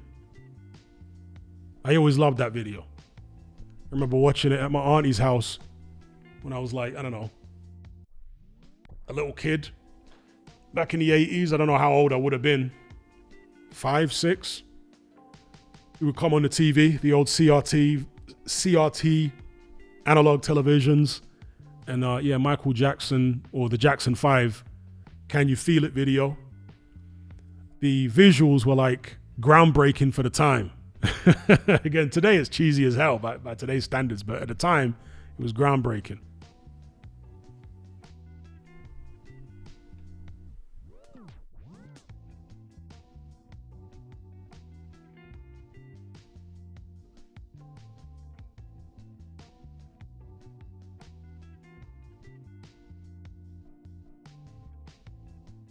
Fernie G says, rap, Appetite for Destruction, NWA,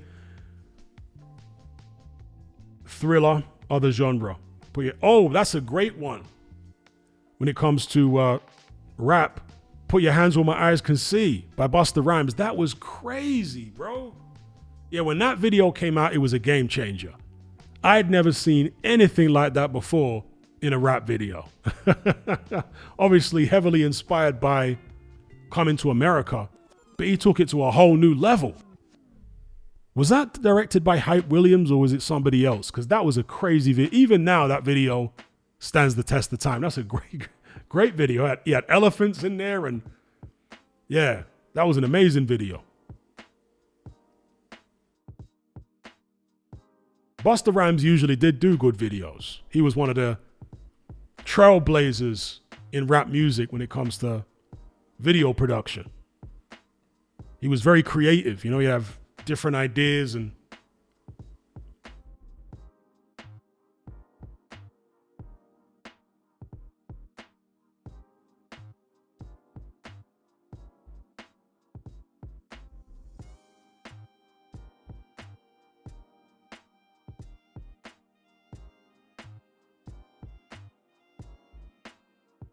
yeah, somebody mentioned Jamiroquai there. I liked Jamiroquai's video for Virtual Insanity. That's a good video. It was like being in one of those fairground funny houses. What do they used to call those houses where the floor moved and the walls moved and all that kind of stuff? I forget what they called. A wonky house, a funny, I don't know, fun house. In that Jamiroquai video for Virtual Insanity, yeah, the floor and the walls are moving and all that kind of business. That was a good video.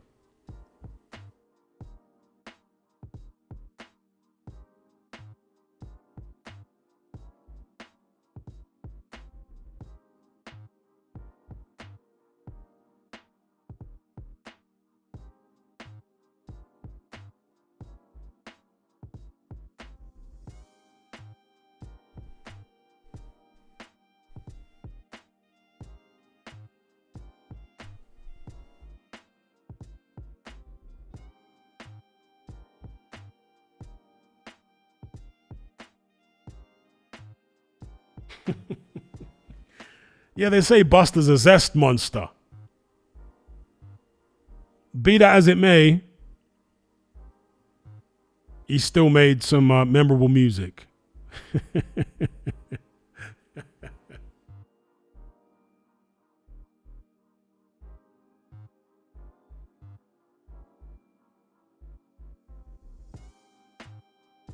But Busta Rhymes as a rapper, if we're going to be real about it, was the epitome of style over substance.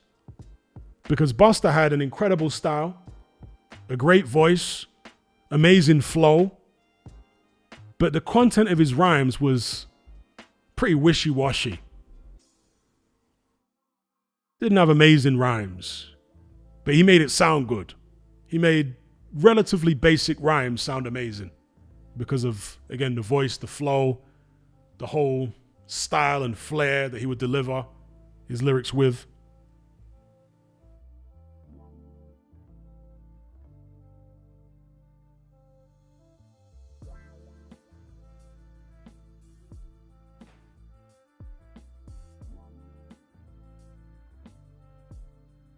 You know, Michael Jackson used to make some very interesting videos back in the days. I remember the videos that stand out to me in terms of Michael Jackson videos would be Smooth Criminal, obviously, with the lean and all that kind of stuff in Smooth Criminal. Thriller was a crazy video. Even though it was simple, I always liked Can't Stop Till You Get Enough video. That's like one of the most vivid memories that I have from the 80s, seeing that on the television. Can't stop till you get enough. Keep on with the force, don't stop. Can't stop till you get enough. Yeah. Also, the video for, what's that Michael Jackson track called? Just Stop Dogging Me Around. Is that what it's called? Just Stop Dogging Me Around? Or has it got a different name, that song? But in the video, he's like on a roller coaster with his monkey bubbles, and the press are all popping up with dog heads. Anybody remember that video? Just stop dogging me around. Leave Me Alone. Thank you, Vinyl Collector. That's what it's called. Leave me alone. Leave me alone. Leave me alone. Yeah. Leave me alone. God darn it. Just stop dogging me around.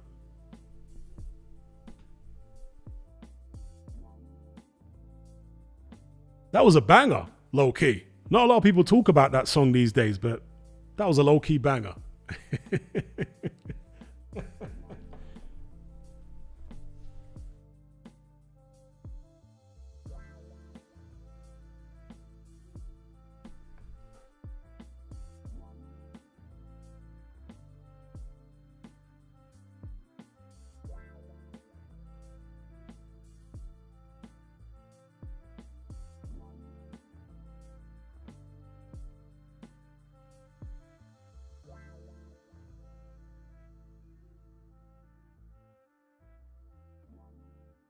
KD says, The Way You Make Me Feel video was a banger too.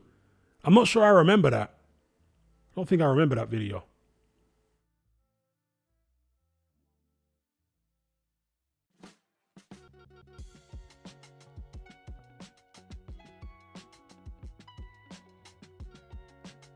I remember the Michael Jackson.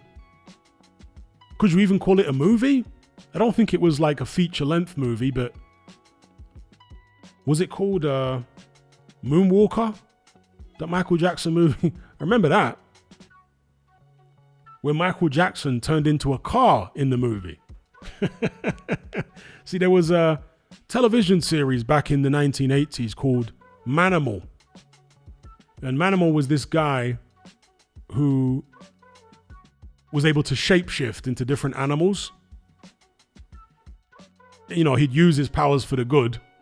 So I always remember this one episode of Manimal when someone gets caught in quicksand and they're, you know, sinking down in the quicksand. And Manimal turns into a python. So he goes into the quicksand. I mean, I don't think the physics of that really works, but anyway. He wrapped himself around this person and pulled him out of the quicksand. And Michael Jackson in the Thriller video, excuse me, not in the Thriller, in the Moonwalker movie thing, whatever it was, short film, he turns into a car. So rather than like, well, he did turn into an animal in the Thriller video, the werewolf. But in the Moonwalker film, he turns into a car.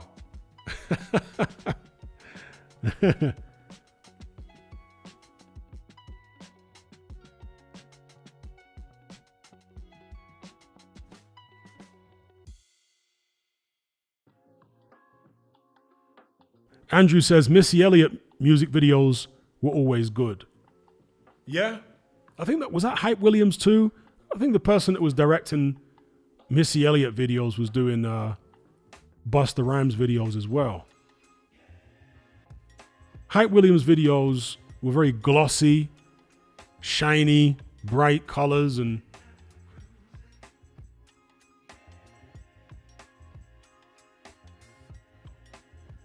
that's right, Dr. Wu. Manimal's knuckles used to go lumpy when he turned into a Black Panther. That was one of my favorite shows in the 80s, Manimal.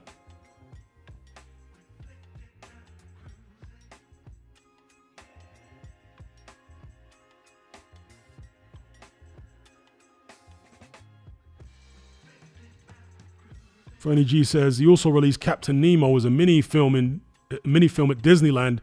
Did they release it in the UK? I'm not sure. I'm not sure about that one.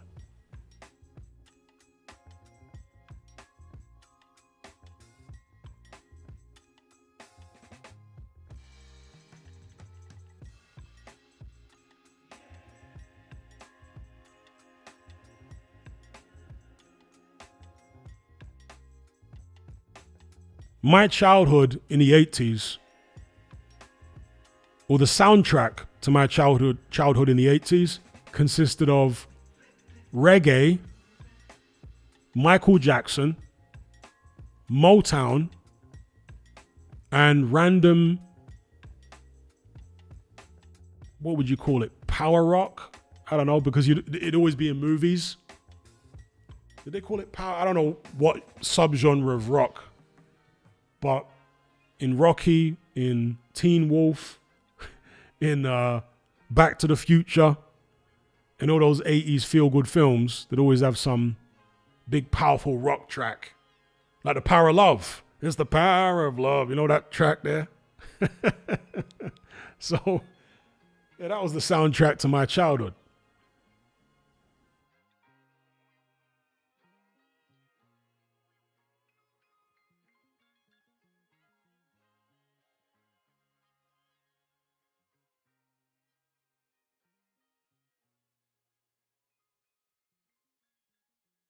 Or how about Karate Kid?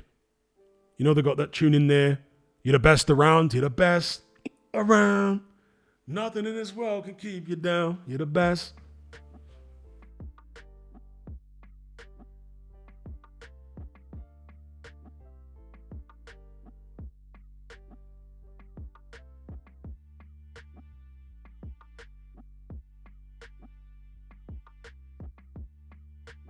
And also in movies, there was that classic 80s synth sound, what people today call synth wave. And I loved the 80s synth style. It was kind of encapsulated quite well in the movie Scarface. Giorgio Moroder created an iconic soundtrack for that movie. Any interest in a new He-Man movie? Yeah, I am quite interested. I hope it's not terrible. At the moment, I'm planning on seeing it.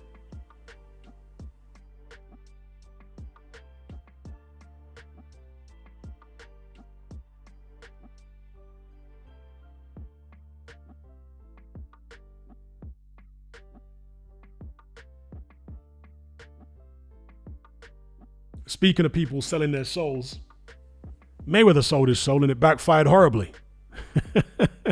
I never liked that guy, you know. I never liked Floyd Mayweather. I always respected him as a fighter, but I was also very cognizant of the funny tactics he would use to avoid fighting certain people. And then, you know, he'd fight people when it was convenient for him to fight them. When he saw a chink in there, he was very clever. And I don't think it was just him. It was probably Al Heyman as well and the whole team that managed him in that way.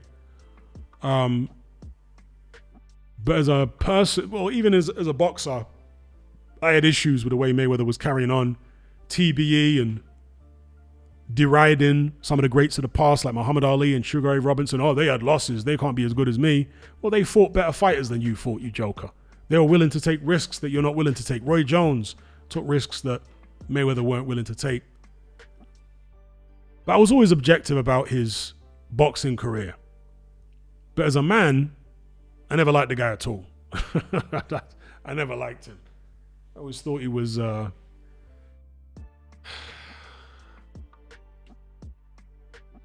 empty person. Didn't really have any strong morals. That's the way he always came across to me, just like an empty individual. And of course, he was standing with those boys. I won't elaborate. He was, whenever there was terrible fire raining down on a particular country over there, in that very hot part of the world, which is the desert, rather than Mayweather saying, pray for those people, he would pray for the people raining fire on him. He would say, he stands with the people raining fire on the innocent. I was like, damn, Mayweather's worse than I thought. He thought he was in with those boys. But nobody's in with those boys unless you're one of them. So Mayweather find out the hard way. No sympathy, bro. No sympathy. Man, an idiot.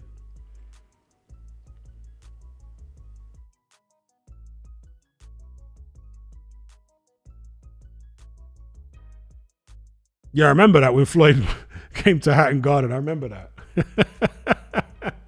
Because of his previous comments. Floyd's an idiot, man. Sold his soul.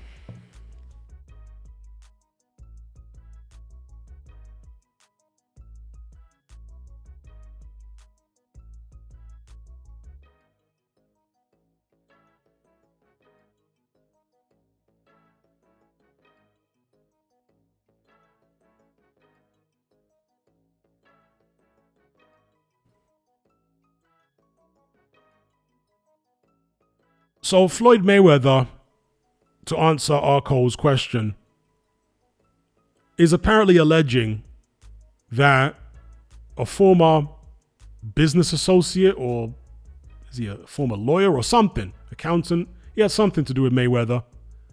He's alleging that this guy ripped him off to the tune of tens of millions of dollars.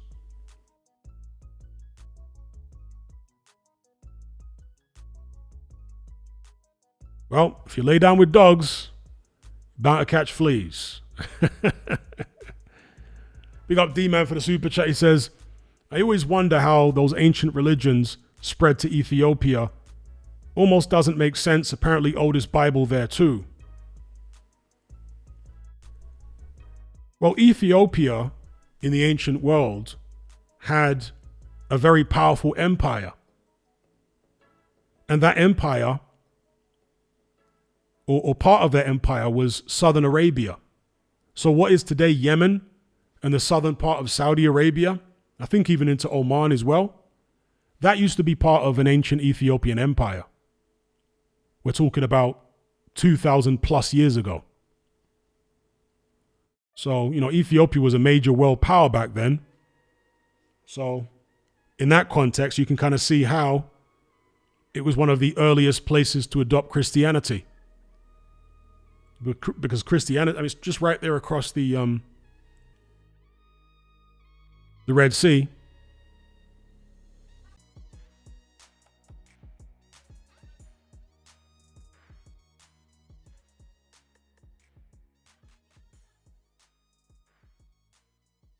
Okay, am I back, guys? I got disconnected there for a second. Internet was playing up. Am I back? Let me know if you can hear me.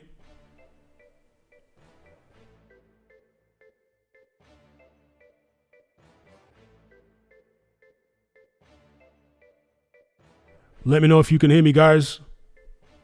Okay, I'm back. Good. So, yeah, those ancient religions in Ethiopia kind of makes sense because, as I say, Ethiopia was a powerful empire back then during the, let's say, turn of the millennium.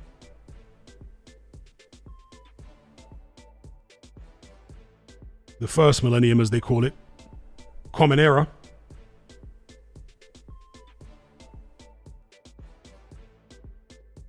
And I've often mentioned the fact that because Ethiopia adopted Christianity willingly, it wasn't imposed upon them, and because they have been practicing it for so many thousands of years, they've got a very different relationship with that religion than the rest of Africa does. I want to say a more healthy relationship with Christianity than the rest of Africa. Because, the psychology behind the way that a people interact with a religion is different depending on whether it was imposed upon them or whether they adopted it willingly or whether they developed it for themselves.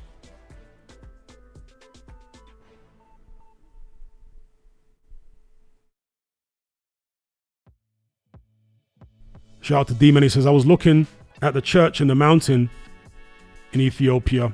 Was very interesting, carved into stone. Would you visit Ethiopia? Well, I've actually been, but I do plan to go back and spend more time there. I've never visited the ancient sites in Ethiopia. I definitely want to. Unfortunately, and this is also the case with Sudan, another place I want to visit, a lot of the ancient sites are in areas of Ethiopia which are unstable, where you have sporadic but quite serious fighting that goes on in these regions. Very, very unfortunate. But yeah, there are so many incredible ancient sites in Ethiopia.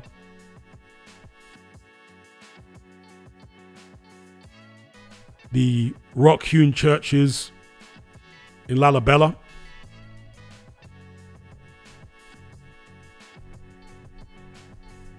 The obelisks in Aksum. There's also some very interesting forts and castles in a place called Gondar in Ethiopia. I think they're from the 1700s, I want to say.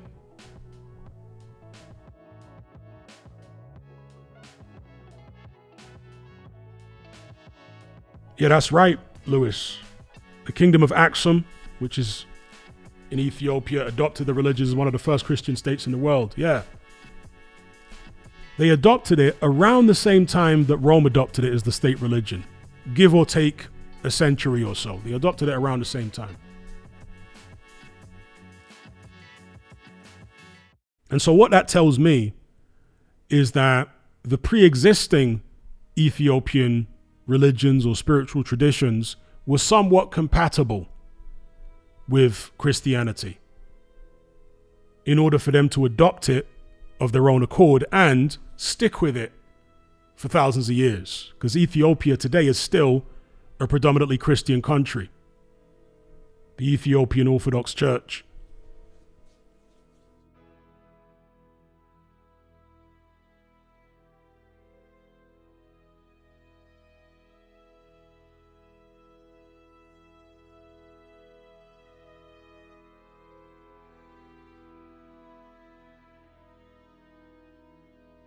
And the Ethiopians have got the oldest illustrated Bible in the world. I'm not sure whether it's the oldest Bible full of any type, like unillustrated, but as I understand it, it's the oldest illustrated Bible, which they're in possession of. They also claim, and this is a very interesting claim, make of it what you will, but the Ethiopians claim to be in the possession of the Ark of the Covenant. And when you're dealing with such an old country and such an ancient culture, it makes such a claim intriguing. It makes it intriguing. They claim to be in possession of the Ark of the Covenant. And it's the only culture in the world that I'm aware of that venerates the Ark of the Covenant. Like they have days where they venerate it and they create like effigies. Is that even the right word? Replicas of it and stuff like that. And parade them around in the street and venerate the Ark. And that tradition goes back many, many centuries. Why do they have that tradition? You know, it's an interesting thing.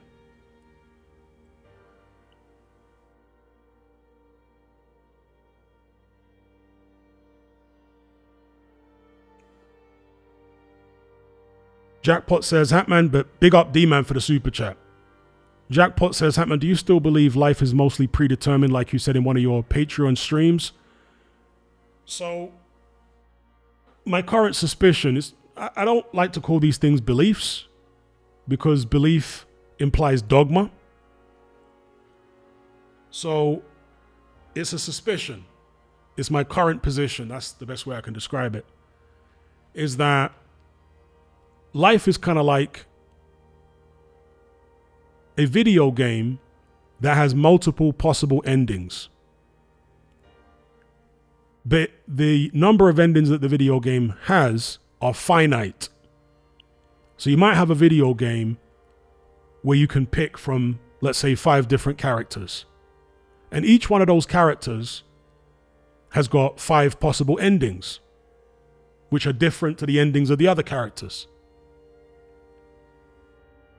So you can choose which route you go down, but you will not come to a different ending than the 5 which have been laid out for that character in the video game.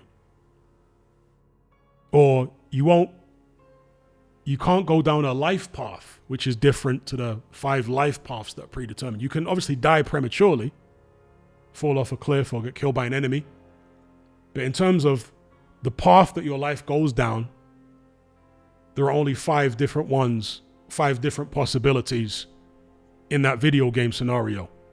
And so my suspicion is for human beings, or at least most human beings, it's the same thing, basically. Yeah, we can choose to go down different paths in life, but there are a finite number of paths that any individual can choose. And my reason for suspecting this is partly because of my own personal experience, but also observing other people. I always wanted to be a professional boxer. I took up amateur boxing. I was very talented. And I tried everything in my power to realize that dream and to pursue that goal. Every single time that I thought I'd gotten over the obstacles that were in my way that were preventing me from pursuing that goal, 10 more obstacles were put in my path. And that happened continuously up until I just gave up trying to pursue a career in professional boxing. Once I stopped actively trying to pursue a career in professional boxing, and I just went with the flow wherever life took me, I found that there was no obstacles, or very few obstacles, and the obstacles that were there were relatively easy to get over. But when I tried to go down that particular path to be a professional boxer, as talented as I was, and people were telling me I was talented, I was, doing very well in my amateur fights and in the gym, sparring, all that kind of stuff when I was on it. But somehow that life path of becoming a professional boxer was just shut. It was closed to me. I'm not sure how many of you guys have seen the movie The Adjustment Bureau. Any of you guys seen the movie The Adjustment Bureau? That was literally what it was like for me when I was trying to pursue this goal of being a professional boxer. It was like The Adjustment Bureau. It was like, oh no, you don't. As much as you might want it, as much as you might have talent, you're not going to do it because that path is just not open for you in your life. So that's part of the reason that I came to that suspicion that, at least for some of us, maybe the majority of us, yeah, we can choose different paths, but there's only a finite number of paths that are actually open for us. No matter how hard we try or how much we want it, there are certain paths that are closed. Big up D-Man for the super chat. He says, also, I suspect Floyd showed allegiance to a certain group to assist his financial woes. That's the irony, isn't it? He goes over there thinking he'll be taken care of, and now he's saying he's got fleeced by them.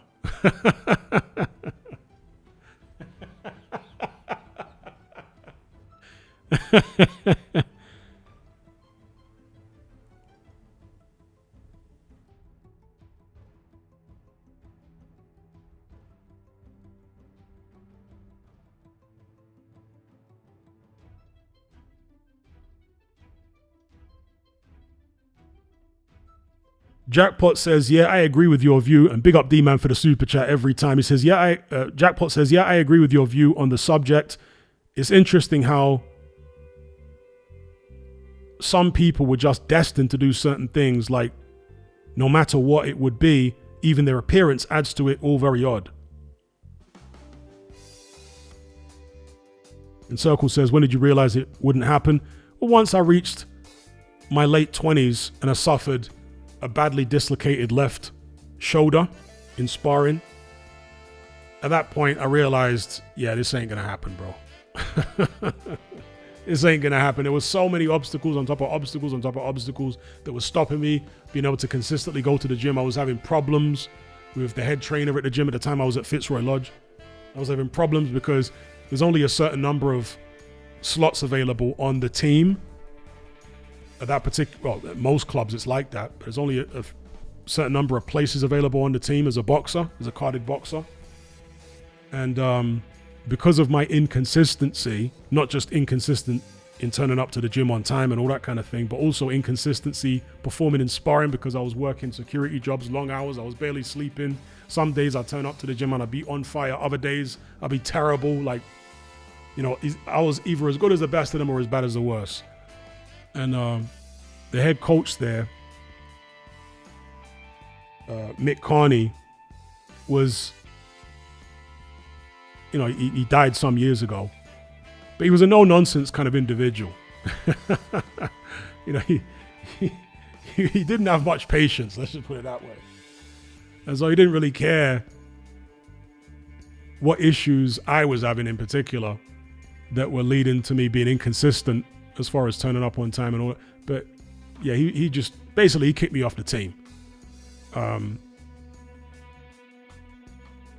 I kept going, obviously, trying to get back on by turning up as frequently as I could. And that's when I dislocated my shoulder in a sparring session. It was a bad dislocation, and that put me out for a long time. And on top of that, there was all sorts of other stuff going on with work and life, and it just didn't happen, bro. So at that point, I was like, you know what? I need to look at something else because this just ain't gonna happen.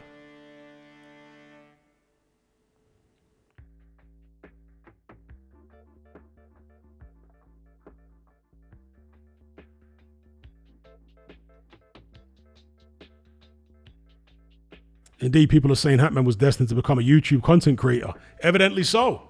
I was destined to talk about professional boxing rather than participate in it. Because becoming a YouTuber, although I've put in a lot of hard work making content and whatnot, there were relatively few obstacles. There was a couple of obstacles along the way, but relatively few. Yeah? It's been mostly smooth sailing. And so obviously, if something is mostly smooth sailing, then I guess that path is open for you.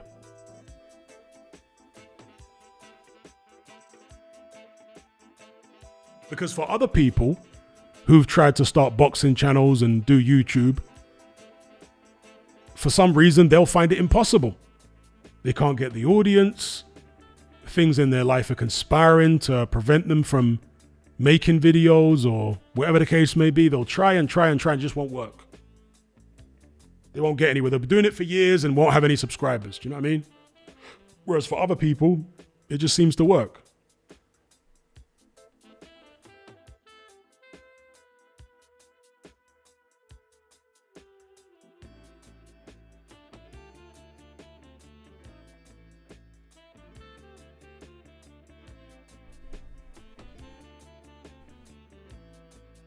There you go.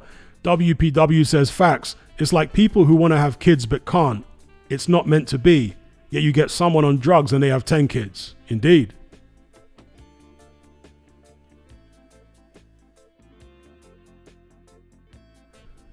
Yeah, I saw, replying to Arco's comment, I saw a couple of minutes of the Andre Ward, Carl Froch thing. I wasn't really watching that intently though. I didn't notice any tension in the little clips that I saw. I actually saw a bit where Carl Froch was apologizing to Andre Ward for the stuff he said about him over the years. But as I say, I wasn't really watching that keenly. It was kind of on in the background, and I was occasionally glancing at the screen, seeing Carl Froch talk to Andre Ward.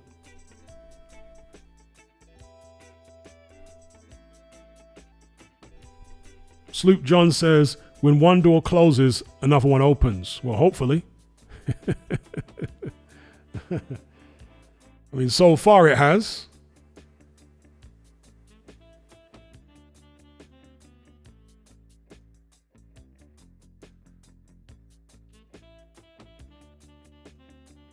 AJ says, would you have settled on being a journeyman, or was it serious titles or bust?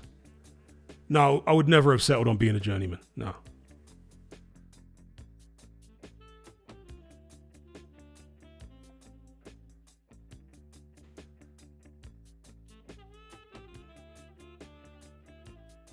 Jackpot says many failed football players end up becoming great team coaches. Yeah, same goes for many failed boxers as well, right? They end up becoming great coaches too. And some people have asked me over the years if I would consider being a coach. I don't have the patience for that. And I can't be committed enough, you know. And being a trainer is a hard slog. It's a thankless job. And most trainers don't make any money. As good as they may be, they're making nothing. They just have to hope they come across the right talent. And that talent remembers them and, you know, brings them along for the ride. So it's not something that really interested me long term, being a coach. I've dabbled in it here and there, helped a few fighters out over the short term, but in terms of being a coach full time, no. That's not something that's ever interested me. D-Man says coach doesn't feel rewarding at all. It's a thankless job.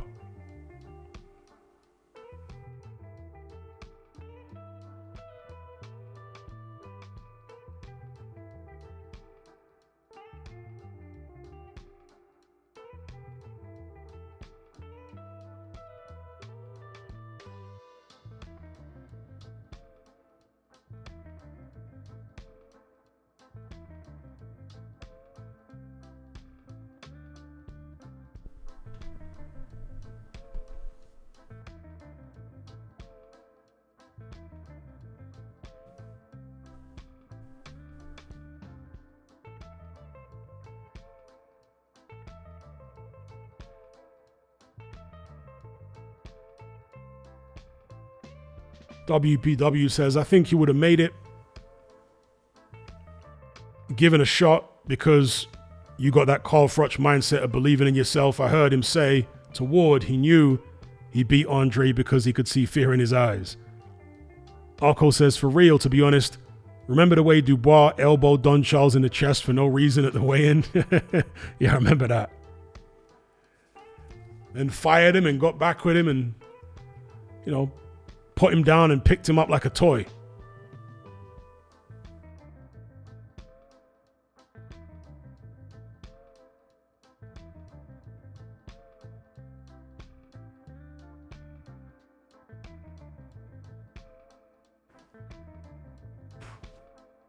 Right now I'm being harassed by a mosquito. Damn, man. This mosquito needs to leave me alone. What's going on? It's actually quite cool now at night in this part of the world. Moving into the... there are basically 3 seasons where I live. There's the rainy season, there's the cool, dry season, and there's the hot, dry season. I don't need to explain what those 3 seasons are because it's all in the names, isn't it? But we're now moving into the cool, dry season where you normally are not supposed to get a lot of mosquitoes, but there's one harassing me right now.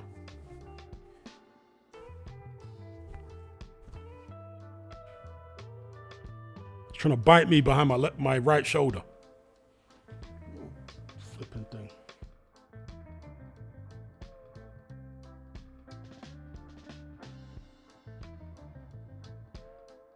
What happened to the Jim Carrey visuals? They're somewhere. Probably in the downloads folder somewhere. WPW says, Triple D makes me laugh so much. I'd love to spend a day with him to see how he lives. It's funny that he is so tough, yet so lost. He reminds me of MJ with his dad in control of his life.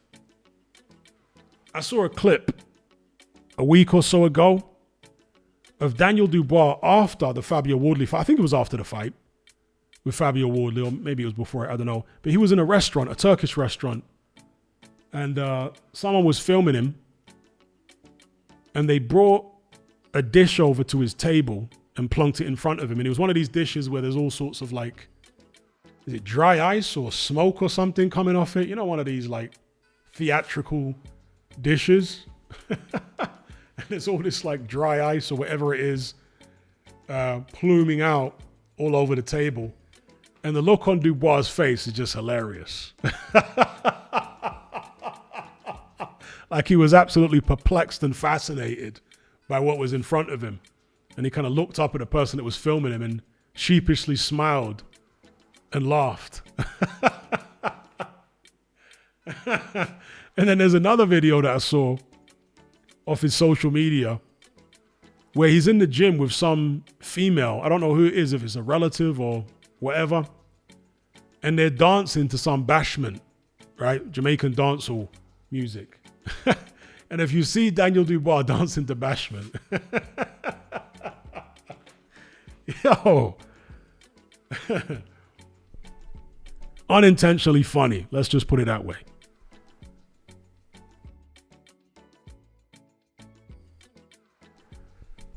Is the weather cooler than the UK right now? Yeah, apparently it's hot in the UK right now, isn't it? Some kind of heat wave. So here in the daytime, it's in the mid-20s. It's around 25, there or thereabouts. Sunny, about 25, sometimes a little lower on some days, between about 22 and 25 degrees Celsius in the daytime. At night, it probably gets down to about 15, which to me is a little chilly.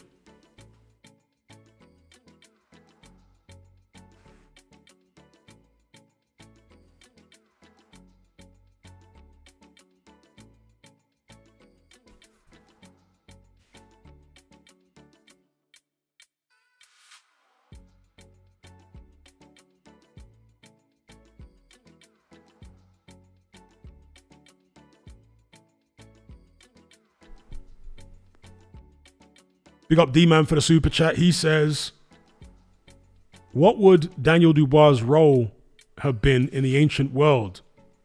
Like you say, Jai was meant to be a Samoan warrior. Okay, so this one might be a little controversial. So I'm going to try and tread lightly.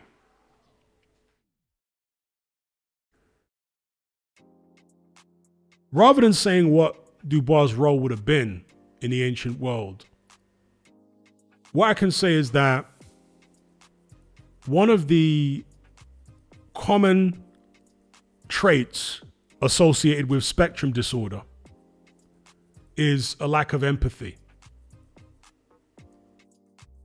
a lack of understanding or comprehension of what the person's actions do to other people, the impact they have on other people. Now, some people argue that people on the spectrum do have empathy, but it's just more difficult for them to understand what they've done to someone. So their empathy takes a longer time to set in. They have to do more thinking about it before they understand, and then the switch flicks and they're like, okay, yeah, what I did was wrong and now I feel bad. But other people say no, they just in general lack empathy.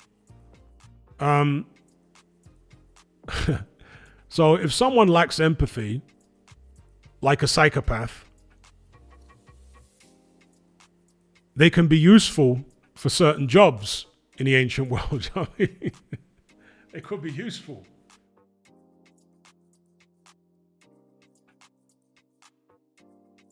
And if you're a big, strong guy like Daniel Dubois, it isn't hard to imagine what use they might try and put a guy like that to. He follows instructions. Maybe there's a lack of empathy there, possibly.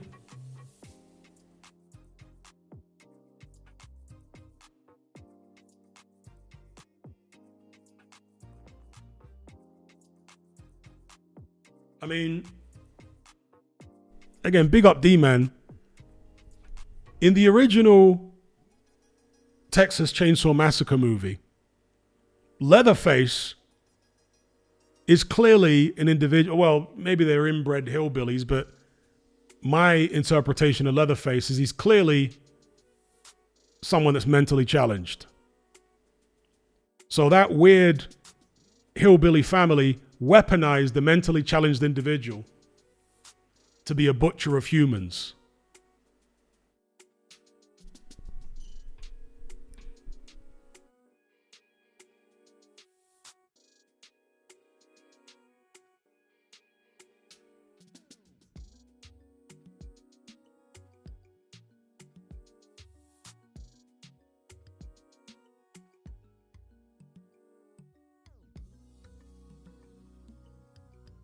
In fact, there's a character in Breaking Bad who, again, my interpretation of that character is that they're on the spectrum. You guys know the character I'm talking about in Breaking Bad that's part of that white supremacist group? The one that ends up popping that kid who spots them when they're trying to rob that train.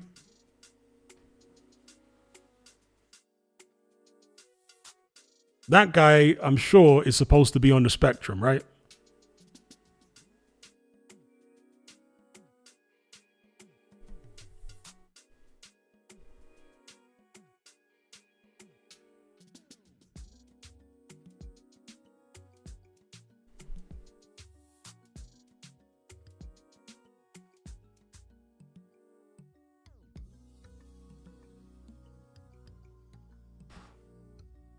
And Circled says, I wonder if Dubois has an internal dialogue. I wonder that too.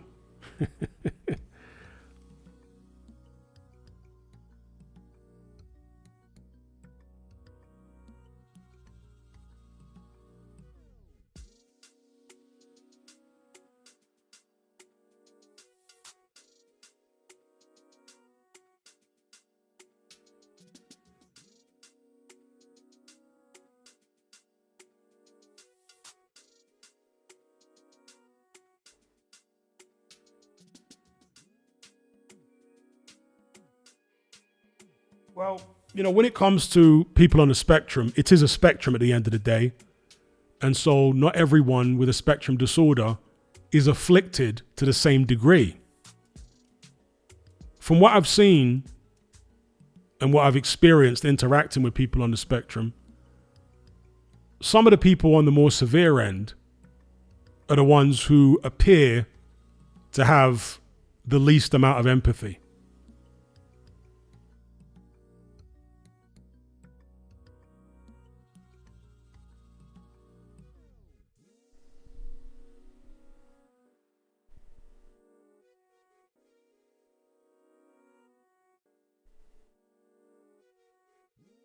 But again, other people might interpret it as it's not that they lack empathy necessarily.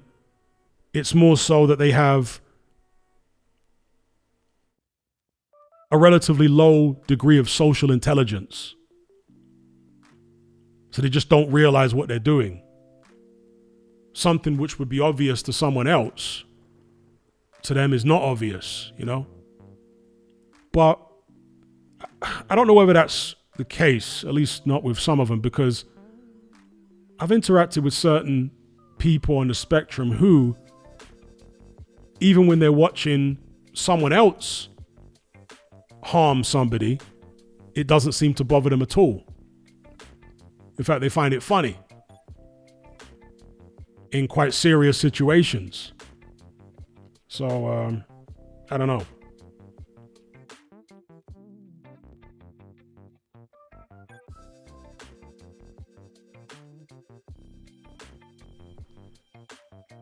Encircled says a lot of autistic people get treated poorly, so they can often have a bitter outlook on the world. I'm sure that happens.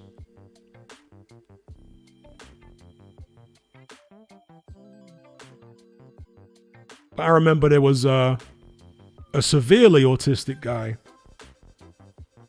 who was a neighbor of mine years ago. I mean, when I say severely, he had carers, like 24/7 care because he was so severely autistic, or Asperger's, or whatever it was. Some kind of spectrum disorder. And he had a very low mental age. I'm guessing the guy was in his 50s, but his mental age can't have been any more than 10 years old or something at a guess. And he was just horrible to everybody, bro. He was abusive, constantly racist all the time. Like, most of his carers were black people. And the racial abuse that he would hurl at his carers every day was crazy. And even me, right? When I would walk past, he'd bang on the window and start effing and blinding with the N-words and calling me all kind of monkeys and all that stuff. I was like, dear, oh dear, oh dear.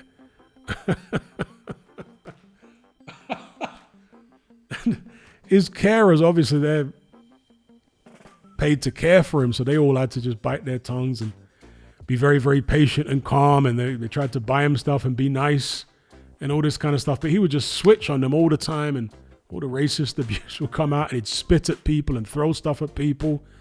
I was like, what a carry on. What a carry on, man. And whenever people would walk past his house, he'd always hurl abuse. He didn't just do it to black people and Asian people, even white people. Depending on the mood he was in, he just start screaming and shouting. He'd start screaming and shouting. And several times, because of how abusive he was to people, people tried to do his window in. So they ended up having to reinforce his window with some kind of plastic or whatever. In fact, I think they did that anyway because he would always bang on his window, and I think he might have broken it himself a few times. But yeah, there was a few people that tried to throw bricks through his window and stuff like that.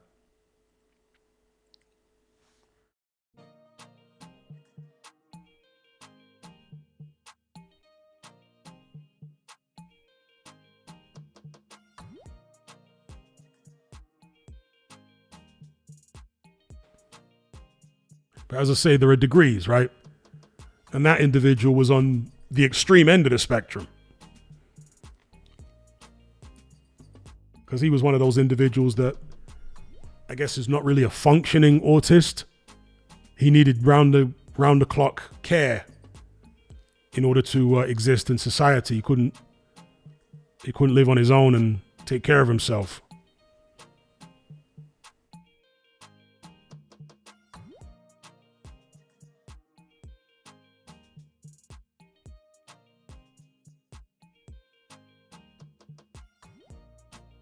Yeah, well, my speaking to KD's comment there, one of my exes had a brother that was autistic, and he was like the kindest human being you could ever come across. So, we're speaking in general terms here. But yeah, one of my ex's brothers was autistic, and he was a very, very kind-hearted person, generous, and, very upbeat and happy, actually, most of the time.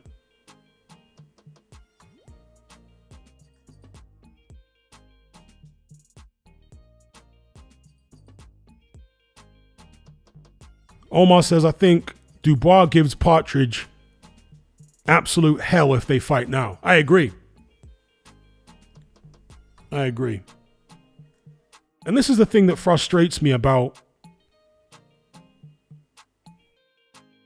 people that talk about Partridge, is that they like to give him credit for things he hasn't done. That frustrates the hell out of me. That's what Mayweather fans used to do back in the days. They give him credit for stuff he hasn't done. And most recently, it's like with Usyk's performance against Rico. They're saying, oh, you see, this proves that Prime Fury, the Fury that beat Vlad, he would have beaten Usyk. Like, where the hell do you come up with such a narrative? He fought Usyk twice and lost. And he didn't fight a prime Usyk either, right? Usyk wasn't in his prime when he fought Fury.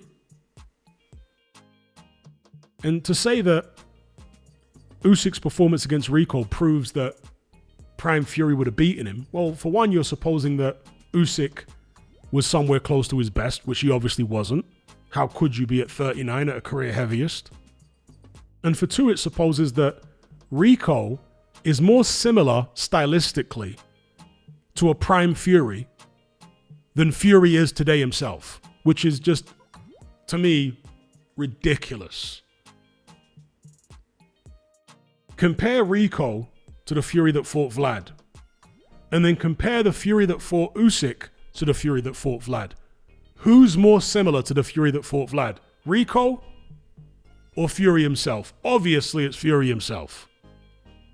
So I don't know how people come up with this notion that, oh, you see, the Rico fight proves what Prime Fury was. What a load of nonsense. Is it because he was trained by Peter Fury? Is that it? Well, Huey's been trained by Peter Fury for years. Savannah Marshall's been trained by Peter Fury for years. Does she fight anything like a Prime Tyson Fury?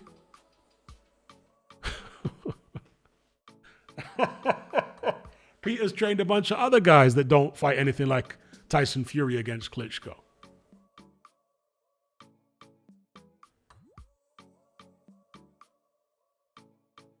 And so with Dubois as well, the Fury fans would always say, Fury will destroy Dubois, totally school him.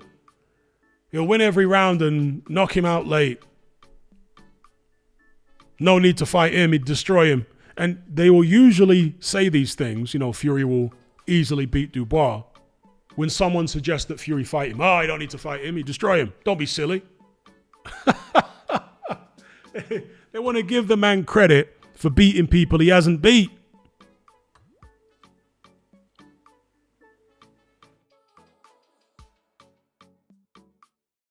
And we're not talking about a random journeyman here, because if you did it in that case, it'd be reasonable. We're talking about one of the best heavyweights in the world in Daniel Dubois. No, Fury don't need to fight him. He'd destroy him easy. Don't need to fight him. Move on. Like, what? These men are funny. Indeed, as Encircled said there, Fury's resume is 90% wins by proxy.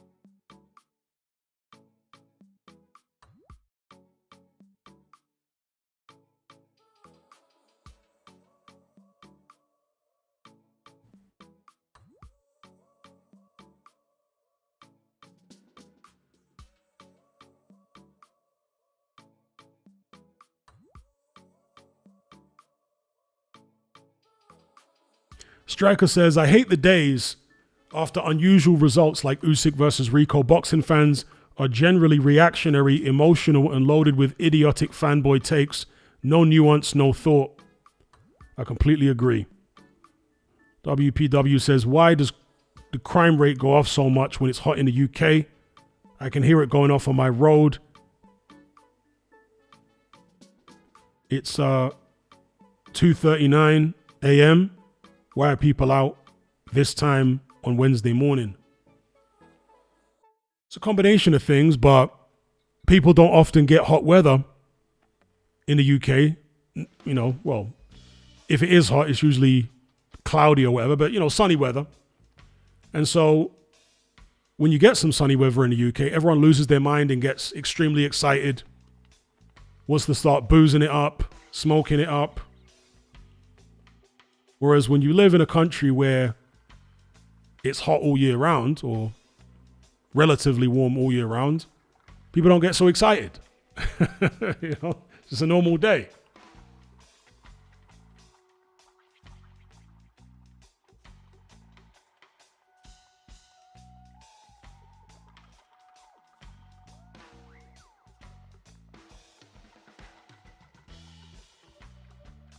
AJ says, I've never rated Fury. I've always thought put him in a 6'2" frame with a 78-inch reach, same exact power, skill, speed, etc. He'd never even win a WBA regular. That may be true, but you could say the same for a lot of other heavyweights in the past, you know? Because the heavyweight division is unique, since there can be these enormous height and reach and weight disparities between fighters. There's no weight limit in the heavyweight division. So Fury is what he is in terms of his size and what have you. For me, I just focus more on who he's actually beat and who he hasn't beat. I don't allow people to get away with giving him credit, as Encircled says, for wins by proxy.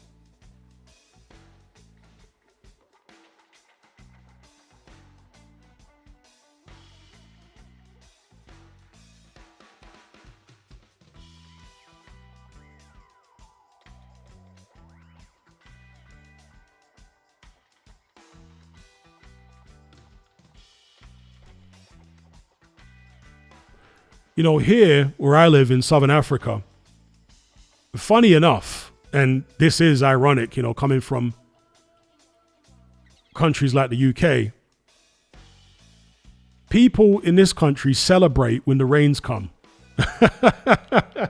They get excited and happy during the rainy season. Can you imagine? And during the rainy season, you're going to be spending most of your time indoors. Now, not everybody gets excited and happy, because there's a lot of people in this country that work selling fruits and vegetables on the side of the road. And when the rains come, business gets bad for them. But for people involved in farming, agriculture, they love it. And people just doing normal jobs, you know, not working, selling fruit or veg the side of the road, they all love it, apparently. They just love the switch up, because most of the year there's virtually no rain. But then during the rainy season, it rains damn near every day. And yeah, they love it. They celebrate it here.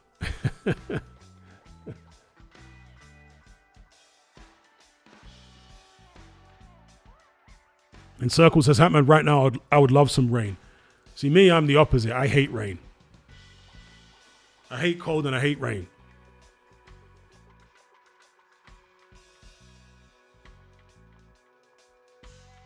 Obviously, rain is necessary. Otherwise, you'll be living in a desert.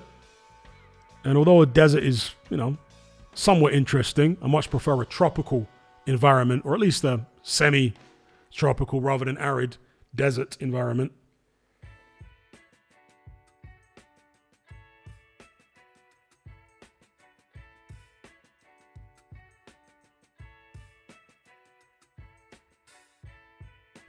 Yeah, I guess that's one of the issues that people have in the UK is the lack of air conditioning. Because in hot countries, because so many people buy air conditioners, the cost of them is relatively low. But in the UK, air conditioning units for residential properties, they don't do that many units of those, so it's quite expensive to have an air conditioner installed in the UK compared to other parts of the world. And expensive to run them as well. If air conditioning was as ubiquitous in the UK as it is in many hot countries, then I don't think people would be, complaining too much about hot days like it apparently is today. Because you can at least keep yourself cool indoors. When you're outside, you enjoy the heat, at least during the daytime.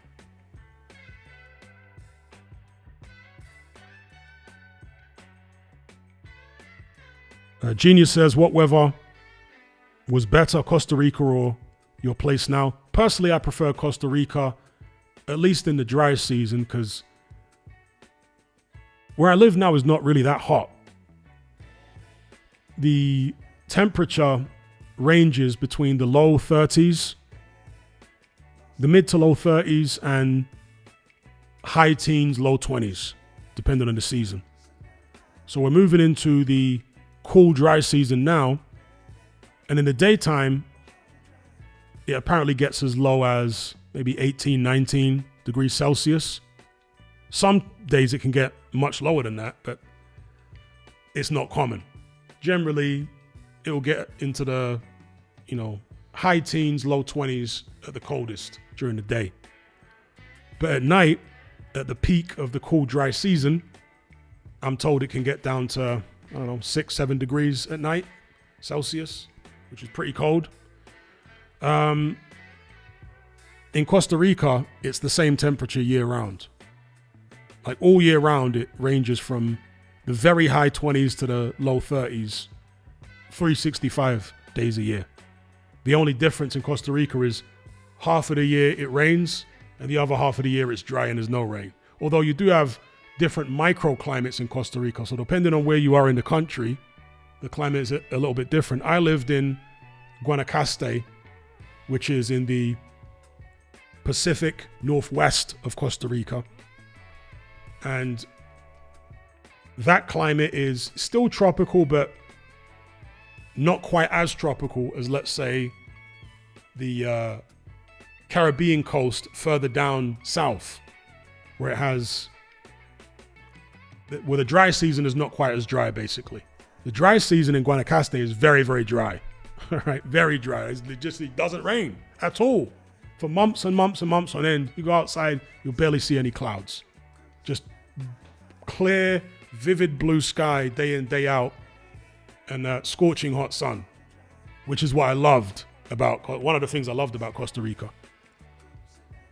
Whereas here, even in the peak of summer, when it's in the low to mid 30s, doesn't feel as hot as Costa Rica. The sun isn't as intense. Even though the air temperature is the same, the sun doesn't feel anywhere near as intense on your skin as it does in Costa Rica. And because it's kind of semi-arid here, some days the atmosphere is a little hazy, which maybe takes a bit of an edge off the sun. Also, it's far less humid here than Costa Rica. Here, it's much more of a dry heat. Some days can be humid in the height of summer and even in rainy season. But overall, it's not a particularly humid country. I've been to some very humid places, but here it's not that humid. It's pretty much a dry heat when it is hot. And it isn't hot for that much of the year. It's only really September through to early November is the summer here. So it's a pretty short summer.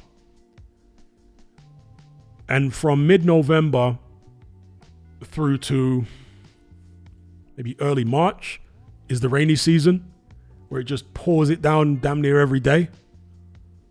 And then you move into the cool, dry season. So the summer is the hot, dry season, which is like, as I say, September through to early November. That's hot, dry season. Then there's rainy season. Now we're moving into the cool, dry season.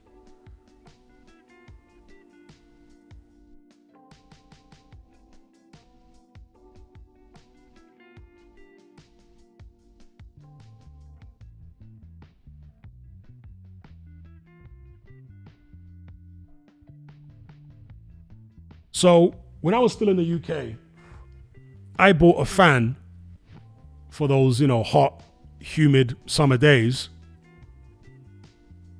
And I bought it from, I think it was Screwfix. And it's the best fan I ever bought in my life in the UK. You wouldn't think to go to Screwfix to buy a fan, right? People would go to some high street shop. But I went to Screwfix, and it's one of those oversized fans that goes on the floor. It's not like one of those ones that's got a big pole and then the fan rotates. No, it's like a fixed, it doesn't have a motorized rotation. It can be tilted. It goes on the floor. It's quite a big circular thing with a short little stand on it, almost like a swing in terms of the construction of the stand, like a swing's frame. And then you've got the big circular fan in the middle, and it can tilt. But that was way more powerful and way more effective than any fancy fan I ever bought from a high street shop. I think it cost about 40 quid or something. So check out Screwfix if they've still got those. I recommend them. It was like a metal thing, big metal fan from Screwfix, which goes on the floor. But you can angle it up so it will hit you in the bed or whatever.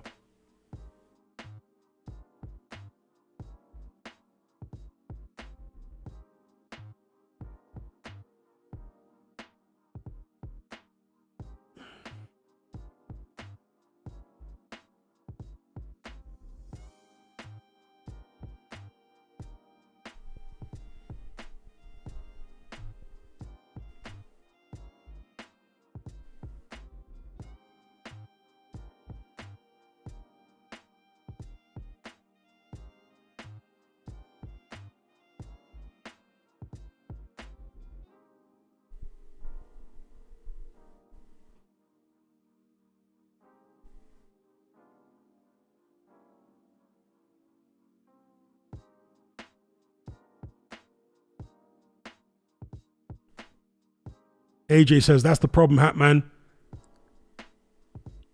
Here it's like the walls are closing in, can't breathe. Humidity.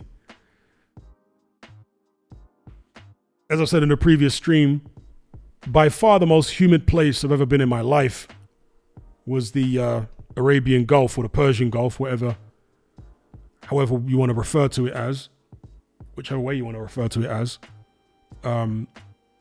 The areas by the coast, like in Qatar, UAE, Bahrain, at the peak of summer, the heat is absolutely incredible. Unbelievable. I've never been anywhere in my life as hot as that. And the humidity, see, people assume because it's in a desert region, it won't be humid. Well, inland, it isn't humid, but by the coast, it's extremely humid. I mean, off the scale humidity.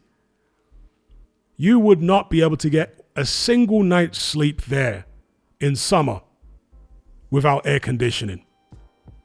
In fact, I wonder how in the world those Arabs, before they got air conditioning, because it weren't that long ago when they were living in third world level poverty in those countries. You only have to go back to before the discovery of oil.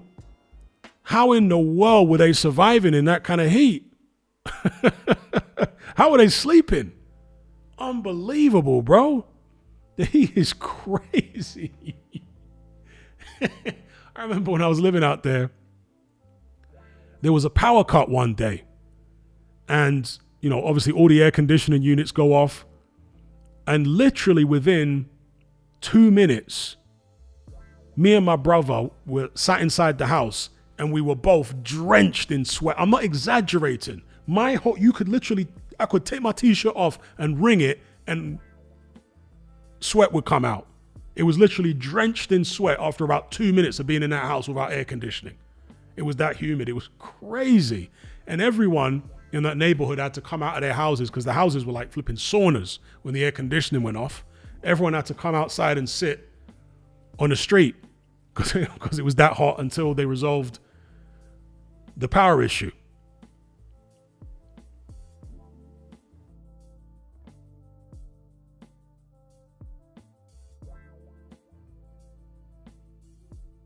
So I know it's no consolation, but if you think it's tough dealing with the humidity in the UK now, bro, in the Middle East, bro, oh my days. You might not make it. You might not make it through the night. In Circle says, don't get Domingo excited.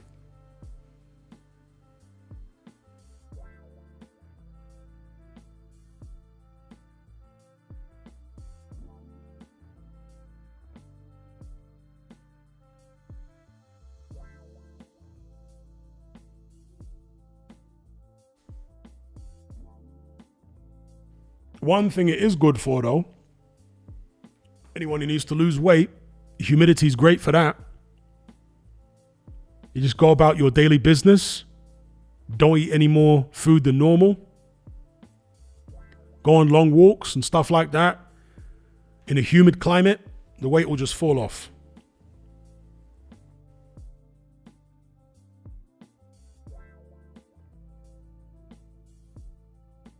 Vibes not found back from a soccer game. Okay.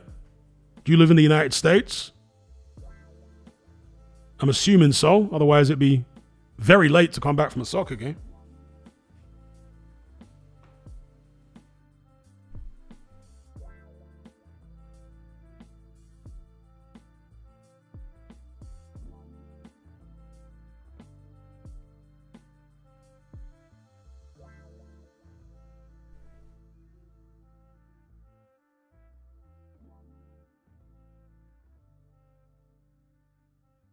All right, peeps. I'm going to shut this stream down. Prepare for landing. I'd like to thank each and every one of you for joining the conversation, for hanging out with me. And I'd like to give a special shout out to those who donated via Super Chat. They were the Sweet Maths and D-Man, just the two this evening. All right, until next time, you guys take care, be good. I'll catch you on the other side. I'm out.